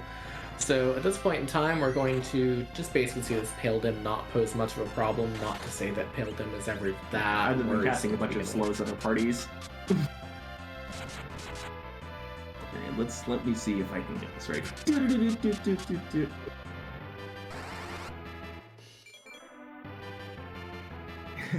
Okay, but we do have Fu here. Fu can cast Nuke. We've seen enough bosses to be able to get through it. I've got Cure 4s. So this is going to be a little bit on the slow side, but we're going to get through this in not too terribly short of a time. Too terribly long of a time, rather. Definitely. At this point in time, I'm comfortably nervous if I'm in Dubward's shoes, if that makes any sense. I both know that I can get through the rest of the seed, and also I'm scared that I lost the seed by not going to the moon right away. So there's that element of just need to focus, and I can get through this, and if I lose in the meanwhile, I lose in the meanwhile, but that still kind of can be something that can weigh on your mind the entire time through all these checks. Yeah, Hart is back in the Feymarch, as I suspected might be the case. So we're going to see another attempt on Odin here in just a few minutes. This, we've got a significant amount more experience here. This should go significantly more smoothly. The items in the Ribbon Room are a Moon Veil and a Ninja Hat. That's not the value we're looking for. I mean, Moon Veil would be nice if we hadn't already gotten done with all the bosses that Moon Veil can make really easy. I'm sitting here thinking that this Moon Veil would be very nice for this Odin fight, but it's a little too late for Dubward for that. Definitely, the sword is up over on Hart's side. Will he have the damage to get through before this? It doesn't look like it. That is going to be Cecil living through the Odin here. No. That's unfortunate.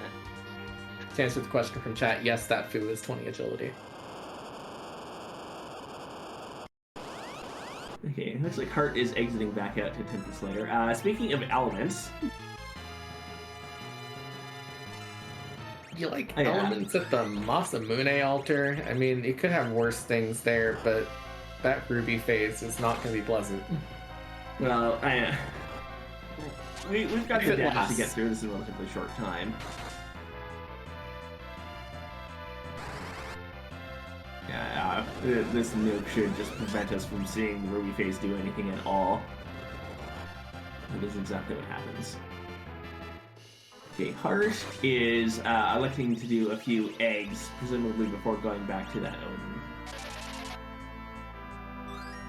Yeah, I mean, it's a valid strategy, you know. Just get more experience. Just do your leveling now. Hart is at 10 key items, so can do a much shorter grind than Dubward did in this particular case. Meanwhile, speaking of Dubward, Dubward is almost through this Elements fight, and we're about to see, are we hitting the 1 in 4 chance that Baron key that's left at this point? Alright, that's the end of the elements fight. What's our item? Just a cat claw. We don't even have that young in the party right now.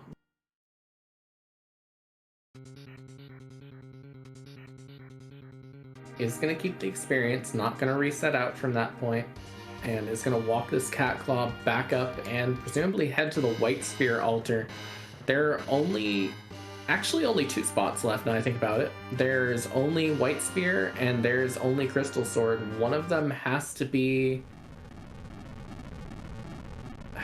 Yeah, the Baron Key has to gate either Legend Sword or Spoon at this point in time. Yep. But Rat Tail can still gate Baron Key, so that's worth noting. And Baron Key can also get the Rat Tail to gate the other one, but, you know, it's the same effective thing. And that's our Ogo at the White Spirit altar. So we now, in fact, only have a certain wide room left as the only Sparkle we haven't seen in action. Does anyone remember what the boss was that gave us the key item at the start? Because I don't. It was Valvalis. Perfect. Thank you. I've been curious about that the whole time. Like, where's Val? And also, what is that one boss that we're going to have to get through? That Val I mean, with that early mage party, that's going to stick with me throughout this entire scene, because I know I will need to deal with that at some point. Of course, we've got a completely different party now than we did then, but it's one of those things that you always keep in your mind if you think you're going to need to deal with Val with the mage party. There's the Rat Tail. We have exactly 1 check left on the moon. So, do we go and check the Crystal Sword, or do we check the Rat Tail immediately? I'm tempted to check the Crystal Sword, personally, because I think that the amount, even if you're save scumming that Rat Tail, the amount of time you're spending sitting through that cutscene is not going to be the most pleasant time in the world. You don't want to sit through it twice, but it does look like Dumbward is going to head down and do that check. Okay, this is a bit of a risk. We'll see if it pays off.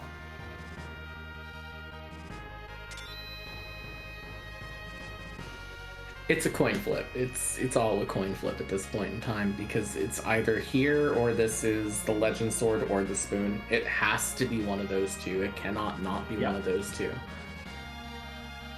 Yeah, like it's certainly a risk that I would be willing to take for the coin flip, at least some of the time. And hey, if you want to metagame it a little bit, very crucially, no one has finished the race yet. So you might be thinking, hey, I haven't seen anyone finish. If this Baron Key was up at this Crystal Sword altar, I think I would have seen someone complete the seed by now. So that might be playing into it as well, and just that thought of, all right, what is the least likely option that others would have taken that can give me that advantage back? And in this case, it is the Baron Key being here. And in this case, that's a Spoon. The Baron Key's back at that Crystal Sword altar gating the Legend Sword. Yeah.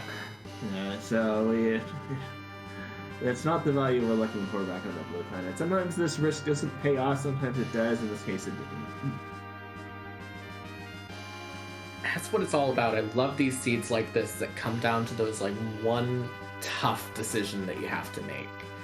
And it can be a little bit RNG in the end because, you know, it ends up being where things laid out. But at the same time, it's that informed way around it that really sort of defines skill in a randomizer too. Yeah. And it's been really interesting to see our 2 runners come up with their different ways of getting around the different problems that we've had, even if they've ended up sort of being somewhat similar in, like, party comp. Yeah, I will say it is relatively rare that someone is going to go out of their way to check the Crystal Sword altar first on the moon. It's not impossible, it's just relatively rare. It's something you'd be more likely to see in a 1v1 race, for example, as a sort of a counterplay.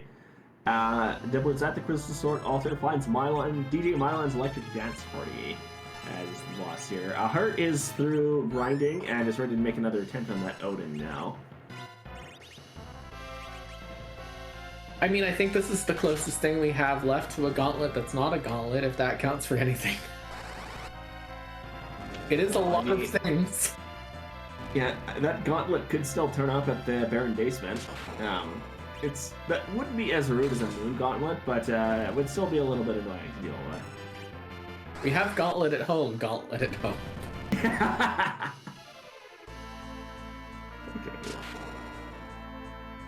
Yeah, exactly. The Baron Basement Gauntlet does not have the fatal eye blue dragons as you would get at the Crystal Sword altar. This Mylon is tanking more hits than I thought this Mylon would tank, honestly. It should be falling basically as this nuke I think it's there. Yeah, this nuke should do it. I think we're at the point now where this will just do it. The overall spot has 21,000 hit points. I'm not quite sure how it's distributed among Mylon and friends, but it's 21,000. Alright, and as expected, there's the Baron Key from the Crystal Sword altar guarded by Mylon and friends. That is go mode. We know that we have to get through that Val fight, which will not pose a threat at this point in time with this party comp. We also have to get through whatever's on the basement. We do not have to finish the Baron Castle in and of itself. We can just go to the basement and walk back out. So Yeah. Dubward's in go mode at this point in time. Hart is also through that Odin fight now, and so we'll be able to leave the underground and head up to the moon as well shortly.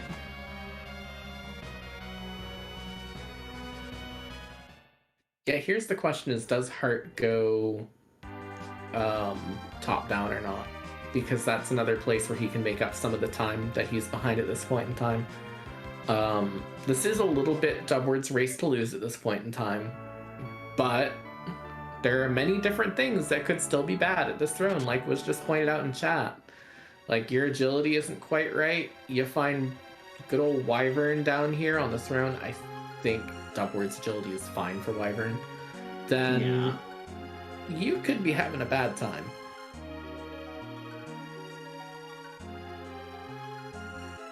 Okay, Hart is headed to a cave valley to deal with that evil wall, much as Dubward did earlier.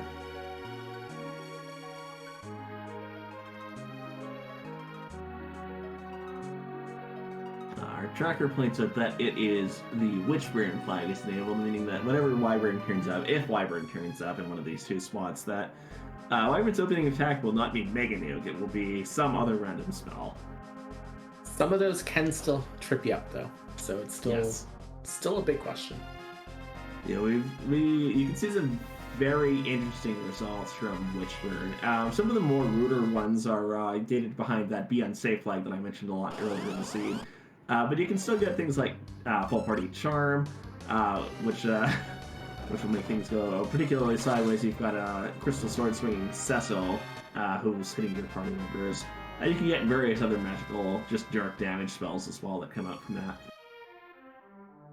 Okay, Dubward defeats Val with one hit from that Crystal Sword and is headed directly into the basement to take whoever this boss will be. Alright, so we got Wyvern left on the table, we got Alt Gauntlet left on the table, not a lot of other interesting bosses left on the table. I guess Octo's still on the table at this point in time. Baigen, maybe? Baigen could be interesting, but not that. There's Baigen. We have the physical attack that this Baigen. It's going to be a little bit annoying, but it's not going to be overly tricky to deal with. A French vanilla Baigen, if you will. Yeah, I don't expect our runners to have too much of a problem with the Spigen at this point in time. And also, you know, worth noting, shout out to both of our runners, of course, make sure you give them a follow. This has been a very interesting race to watch so far, because they've gone in places that I wouldn't necessarily have expected, but are equally valid to any other choice that they could have made. So, again, really looking forward to the interview. And again, also thanks to our behind-the-scenes team on the restream today, Scala Kitty on the restream itself, and NG Dave on the tracking, and of course, Eskren here with me on the commentary. It's been fun so far. I'm looking forward to seeing the finish of this one. And I thank also my co-commentator for taking this to the nth degree. Good to have you back in the booth. Yeah, I'll try and drop by more than once every 4 months in the future. Okay, so Dubward gets a Murasame for defeating that Baigen, and also, more importantly, gets the Crystal. Dubward is now one fight away from completing this seed. It's a big fight, though. It's a bad fight. The biggest fight and the baddest fight, one could say. Yes, But I don't indeed. think that it's a particularly threatening fight for either one of these runners at this point in time. There's always things that can go wrong on Zeromus, but this is one of the closer to Zeromus proof parties that I've seen in a while. Yeah, a Crystal Sword Cecil with enough levels can basically handle the entire Zeromus fight on his own, which it's one of the few party members you can say that about. If you've got an Adamant Armor, Fu can solo the Zeromus fight with a lot of very tricky setup and timing and the right amount of preparation. You can even have Edward solo the Zeromus fight. That's a lesson for our vastly more experienced learners than I would be, though.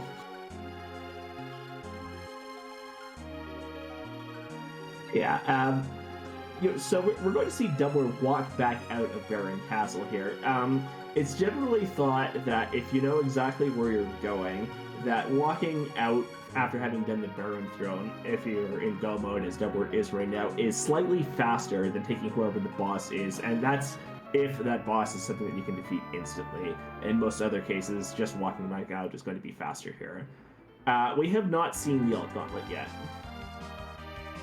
Yeah, that gauntlet is either on the throne or on the giant at this point in time, I think, or at the package, or not present in the seed, or at Mist. There's a lot of options now I actually think about it. Yeah, there's a lot of boss spots that we don't need to bother with here. But as Dumbledore parks the Enterprise outside of Troya here, we're starting to see these mysterious little flags in chat here. I don't think it's quite late enough that it's nap time yet, so...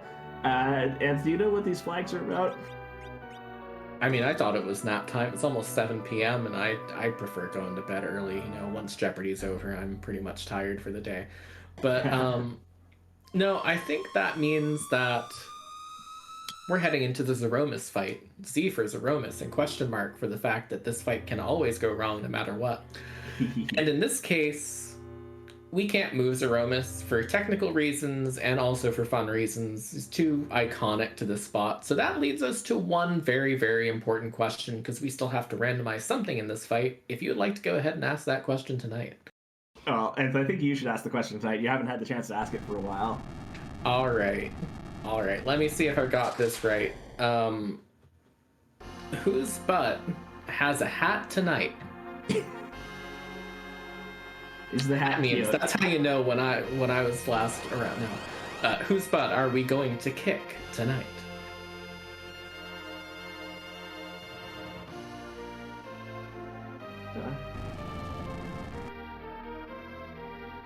Is butt wearing their gamer gloves to protect their hands is one of my new favorites. Thank you for that.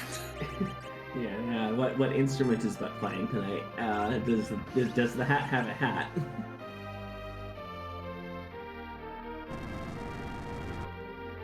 Can Butt help us with our taxes? No one can help you with taxes, is what I've learned. There is exactly... Nine, I can't do taxes.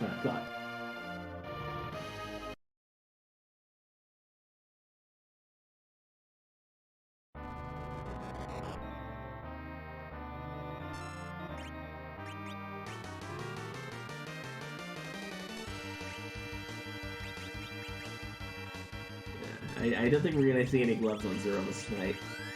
You do not want this one to help you with your taxes. No, absolutely not. As Hart heads to the Crystal Sword altar before heading down to the rest of the bottom of the moon, we do see Dumbledore engaged in some classic hybrid strats here. You've got that Crystal Sword Cecil swinging, where you've got Edge swinging. You've got the Whites and Nukes flying out from that Fu and that Rosa.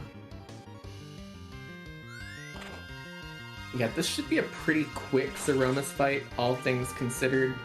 Meanwhile, Hart on his way down through here. I believe. Where is he at the moment? Is he outside the Crystal Sword altar? Yeah, this is the save point immediately before the Crystal Sword altar. He's picked well. Indeed. We see a crystal throw on Dumbledore's side, which is going to trigger counter nuke from Zeromus. If you're wondering why you would do that intentionally, the short version of it is that by triggering those counter nukes at specific points during the fight, you can actually reduce the damage of immediately following Big Bang. So for the very first Big Bang, you can do that anytime after Zeromus is transformed, and you can actually get that spell off on Zeromus. For subsequent Big Bangs, the timing's a little bit stricter and a little bit difficult to explain exactly what that timing would be. But I don't think we're going to need to worry about it with the amount of damage we're putting out here. Yeah, I think the way of nerfing the next Big Bang for both of our runners, or at least the second one, is going to be to knock him over before he does the second Big Bang. And if not, this is a party that can survive a Big Bang just fine if we get the second one.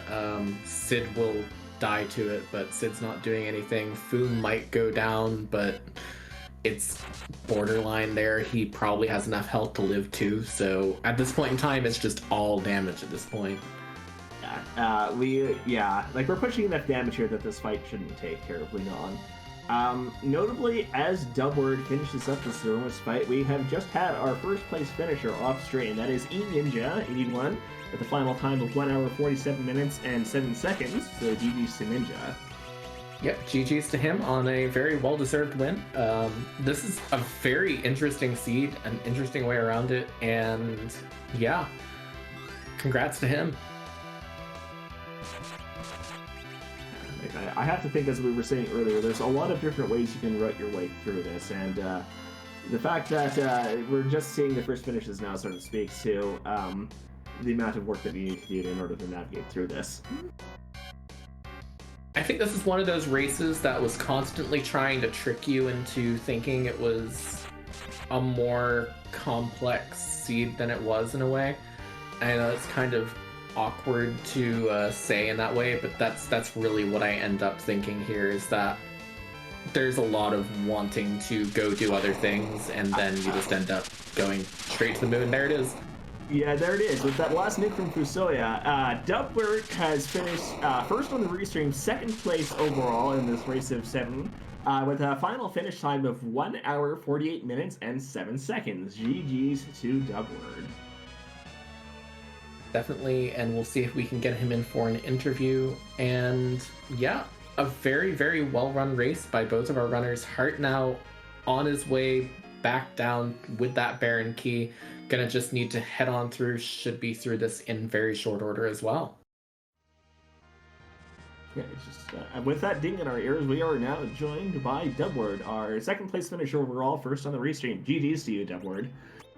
Thank you. It was fun. Nice. Definitely. I want to kind of go back a little ways into the seed and sort of start at the beginning, because this was a very interestingly complex seed in a lot of ways. Character choices early on, and keeping the Rosa and Porum as an example. What sort of drove your character choices throughout the seed? Well, we started with the darkness, right? So it was like, oh god, this is probably going to be a D money type situation. So a lot of it was just, who can I stash away at the city to pick up later when I need to really do like a real quick grind. So I saw that Yang, I was like, okay, he can go. Porum was pretty much always going to be the anchor, I think, for me, regardless if I found the curse ring. But I didn't really care if she was getting levels. Rosa, yeah, obviously, you want to keep a white mage with you. But yeah, a lot of it dealt with just starting darkness. I was like, oh geez, this is going to be one of those, isn't it? So let's stash away a couple that we can maybe slingshot later on. But work with what we got. I'll point out that both Tella and Fusoya are restricted in this flag set, which would make the D-Money play significantly less likely. Did that cross your mind at all while thinking about that, or did you just suspect that it was going to happen sooner or later? I was just, that's why I went up to the moon real quick to check that spot. Went to Baron. Thinking like third, and then did the hook route right afterwards. Like, okay, it's maybe one of those 3 spots. It's gonna be Tella, and then you just gotta really blow it out. But yeah, no, I knew Tella would come later on. If he showed up at all. So, but yeah, thank God we didn't have to do that though. I did not want to D-money for this.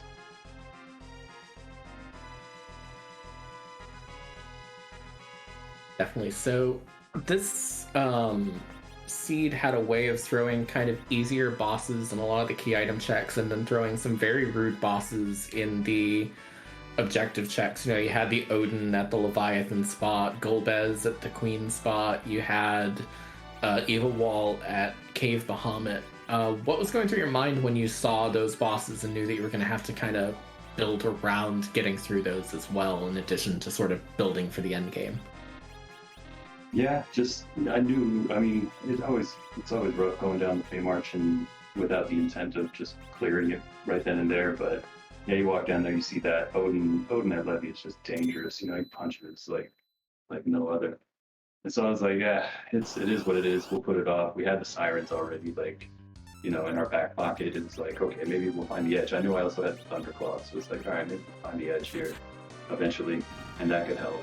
Or otherwise, it's just gonna have to be, you know, 3,800 a pop on eggs, and just have to get by with what I can. So yeah, it was a little rough. The Evil Wall, obviously, we'll save that for later, definitely.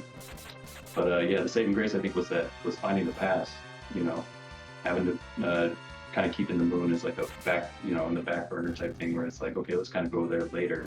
Let's get that Evil Wall a little bit later, because maybe we could just get that done last, jump right back, and go right to Z. But no, yeah, definitely, it was pretty sketch. And then even walking down the moon, the whole time I'm sitting there going like, okay, this Baron key is kind of behind him, a gauntlet somewhere here. Like I'm just waiting for it to hesitate and pop up. But thankfully, man, I just saw it on the scroll. Like, oof, that was at Baron, the king spot. So we dodged the bullet there. Oof. So, But yeah, speaking of Edge and Odin and Sirens, so you were doing a bit of a grind just before you went down into the Fey March to take on that Golbez and that Odin for the second time, sitting at 9 key items. Did the thought occur to you at any point that you might want to look for a 10th key item? You had that Adamant Rock that you knew was sitting in Sealed Cave, which you probably didn't want. But did you think that you might want to, you know, make an early moon play or something, or were you intent on just staying underground until you had everything done there? you know what? I misclicked my tracker. I thought I only had 8 because I forgot that I got that magma key, and it's been sitting unmarked in my inventory. So I was like, yeah, I didn't even think about having that adamant armor kind of help out. As soon as I saw the adamant rocks. As soon as I saw the adamant rock, I was like, oh well. I'll just note that you weren't the only person who thought you had 8 key items at that point in time. To be fair, in my case, it's because I can't count to 9.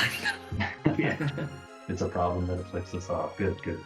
So yeah, no, I completely spaced it. If I would have had 9, maybe invest in a little bit more time to keep searching, like go get that twin harp or go do the earth crystal, but those are just feels bad checks. I didn't even really want to do those 2 checks to begin with, but after you did the Golbez fight and you just had Cecil, I'm like, all right, whatever. You know, it'd feel bad if I went to the moon, even though I knew in the back of my mind that Baron key's on the moon. Just go to the moon.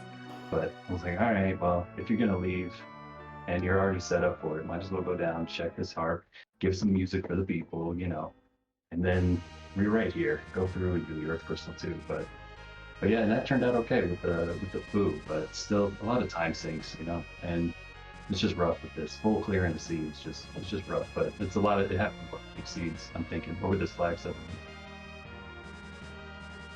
I mean, technically, you left that alt gauntlet at the Baron throne with the Legend Sword untouched, but that's beside the point. Oof. I just thought pull it. That would have been the icing on the cake, I think. I was expecting either down at the Odin spot too. I was like, oh, here we go. It's only a matter of time. You had one grind, why not another? But yeah, no, it's rough. Like I said, I knew in the back of my mind, I'm like, every moment I put off going to that moon, I was like, ugh, I know that Baron key's up there. You can't give me the pan, you can't give me access to underground and the darkness crystal all in one fell swoop and then not expect it to be up there. So I was putting it off, and I was in the back of my mind going, this is where it's going to be. And GG's to Ninja. I mean, yeah, he probably did a lot fewer checks than I did, and it shows because, man, yeah, a lot of those just felt bad. But yeah, overall though, I felt like I did okay. Like it was a pretty clean run. A few mistakes in the beginning. Routing wise, it was not too bad either. I mean, you know, my weakest points I think are my menuing and the inventory management. But yeah, with this flag set, you never know what's gonna show up and how you can utilize them. I was holding on to those, you know, a couple Kane weapons just in case. But by the time he showed up, I was like, I already had a crystal sword, I already had an edge, and a foo. It's like it's okay. So. But yeah, other than that, felt okay with these runs. Like this wasn't too bad. And most of my runs with these have been 2 hours, so 148, I'm happy. And real quick to pop in, we did just have our third place finisher VT Afro with a time of 1:55:43. GG's to them. And going back to this interview, so obviously we have more weeks of Pink Puff League yet to come. What are you looking forward to possibly seeing in some future flag sets for this club? Well, I've been in the off season. I think I've been doing a lot of the film friends seeds, so kind of getting a little practice in my sea hero. I know that's somewhere around the corner here. Looking forward to that, as well as maybe a mystery seed or two. You know, just kind of something to sharpen the steel there and really put your mind to the test. But no, yeah, I think this is going to probably end up being like my last season with the peak buffs. I'm sure they want me gone. I've been hanging around for a little bit too long, I think. But so yeah, I'm kind of just hoping to finish maybe top 5 of the season. That'd be great. And then and yeah, finish a little strong and see my fellow Pink Puffs. I see a lot of the newcomers showing up, and they're blowing it out the water. And yeah, we got a lot of good people, man. I'm gonna miss this club, so yeah, I'm excited. Every race I can, I'm gonna take it.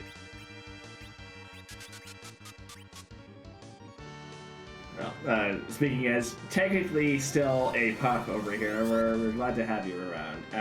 Do you have any last thoughts on the seed or the race or the rest of the club to share at this point in time?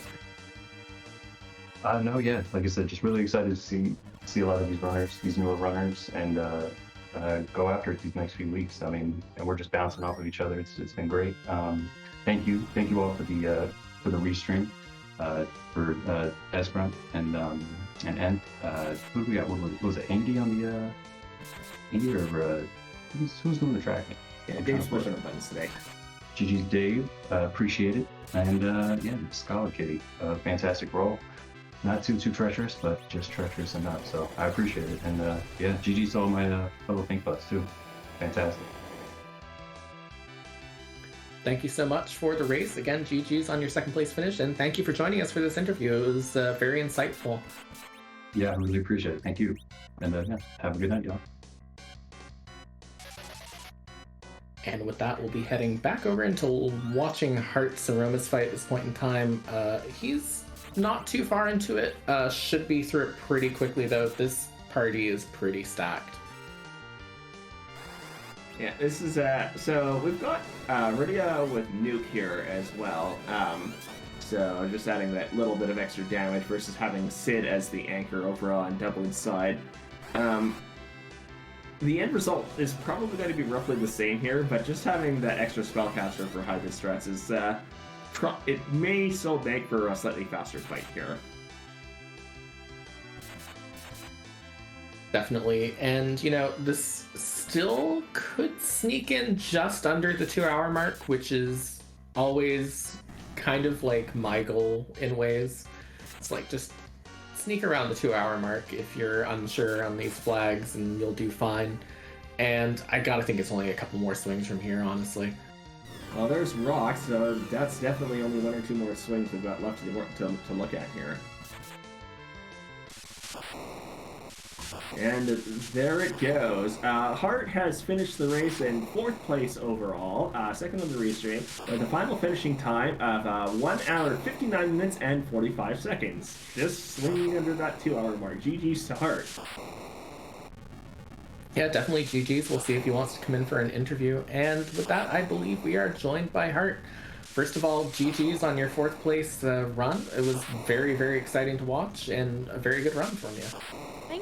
Thank you very much on that. Oh, that was a little nerve-wracking. Interview. And with that, I believe we are joined by... It's definitely an interesting sort of scene that we have too. Do you have any any initial words or thoughts you'd like to share on the scene as a whole and what you went through there? Oh, Odin really stinks at Leviathan. He's speedy. That and Evil Wall at Bahamut was not fun. And definitely. Of course, I had to go the most complicated way to get my crystal sword. Not from the pan or, Bahamut. No, I had to go the the trap chest in Eblin. That's how I got my crystal sword. To be fair, that did mean that you had the crystal sword going into those hook rat fights, which made all of the difference there. Oh yeah, that's kind of why I did it. If I didn't get one, I was gonna get that light sword that was in the shop there. So I was hoping for a crystal sword or something good there. Definitely. One thing I want to ask about that was sort of interesting to me, just because it was just far enough away from like what I would have done personally. What sort of went into your party comp throughout the seed? Because I'm really curious about that. So you mean like why I took who I took, or? Yeah. Well, I decided since this was one kind of towards summons, I wanted to keep Rydia. So that was that reasoning. The reason I got rid of Palom is I'm an Edge person. I really like Edge, so I had a lot of gear for him, so I wanted to take him. And as for Fu, instead of Sid, I didn't feel comfortable having Sid without a crystal sword, despite having curse ring, despite having the dwarf axe. And I know Fu is guaranteed that 20, even though it did kind of screw me up in the end, but guaranteed that 20 like speed throughout the thing. And of course, have to have the power couple, Cecil and Rosa, so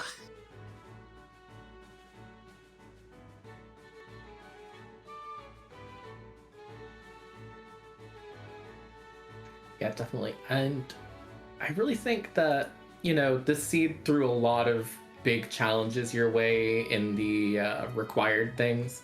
It wanted to give you all the easy bosses in a lot of the key item checks, and then really throw that Golbez at you, throw the rest at you there. Really, I'm kind of curious as to what you thought of the flags in general beyond that too, because this was a very interesting, kind of unique.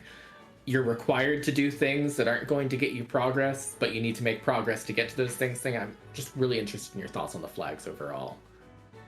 nice to practice that anyway, because otherwise you might not. Usually this isn't something you normally do, especially if it's like K main or K moon.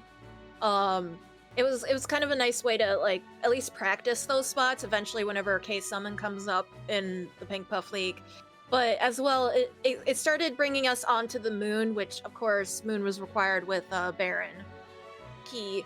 I know I had a practice seed where I didn't even have to touch the moon except for Bahamut, so it's kind of nice to. You could go to the moon, but you don't have to go to the moon, maybe, depending on how things rolled. So it made you do certain checks, or not checks, like locations that probably people wouldn't do normally. Like, would you really go do Fey March if you don't get a key item? So with that, and I mean, Bahamut's not bad, especially since it's not a bad location to grind. People can go check that quick, but would you go do it normally if you didn't have to do it? So it was kind of a nice way to make us learn certain areas before we really have to delve deep into getting required key items from there. Speaking of moon checks, something that I wanted to point out and ask about is on the way down to the bottom of the moon, you intentionally chose to take the Crystal Sword altar first, which is, as I was saying on comms earlier, is not necessarily the most common of choices. It turned out to be exactly the right play in this case, but I sort of wanted to ask you what your thought process into doing that first was here.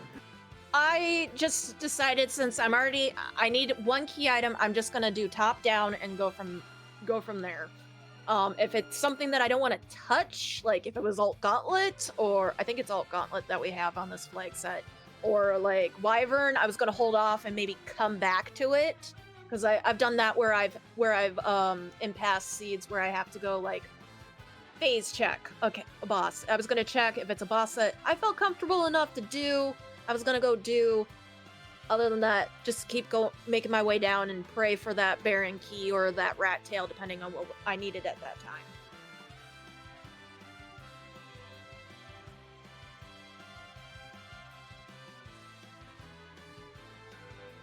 Definitely. And, We've still got many weeks left of the Pink Puff League, and just as a real quick aside, we did just have our 5th and 6th place finishers 2 seconds apart from each other.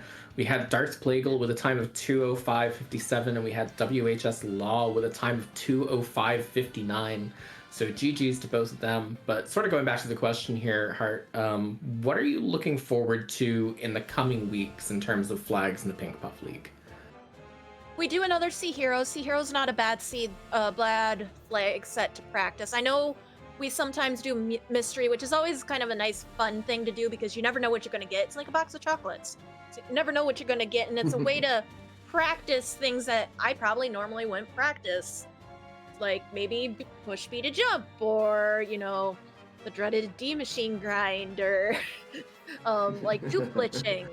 So between that, I don't know if we're gonna have past tournament flags or if we're gonna have some ladder flags. Like I know past blue moon or red moon, or with the purple moon in the ladder. I don't know if we're gonna get that type of flag set.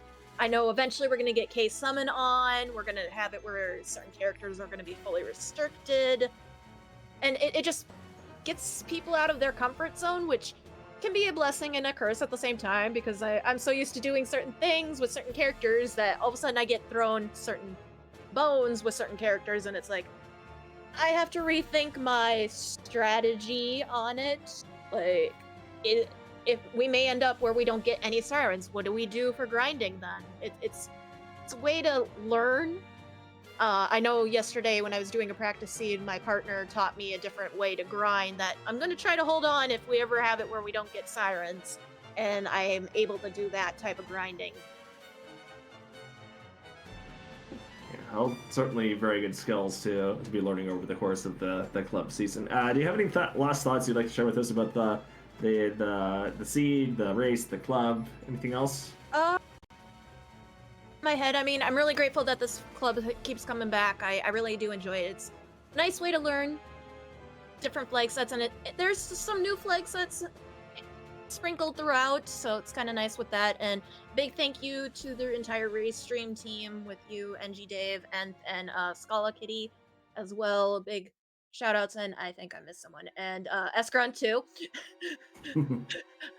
So big thank yous, and of course Free Enterprise and all that, and Asuka for doing this tournament, or this tournament. Wow, I'm already in tournament brain. No, in this league.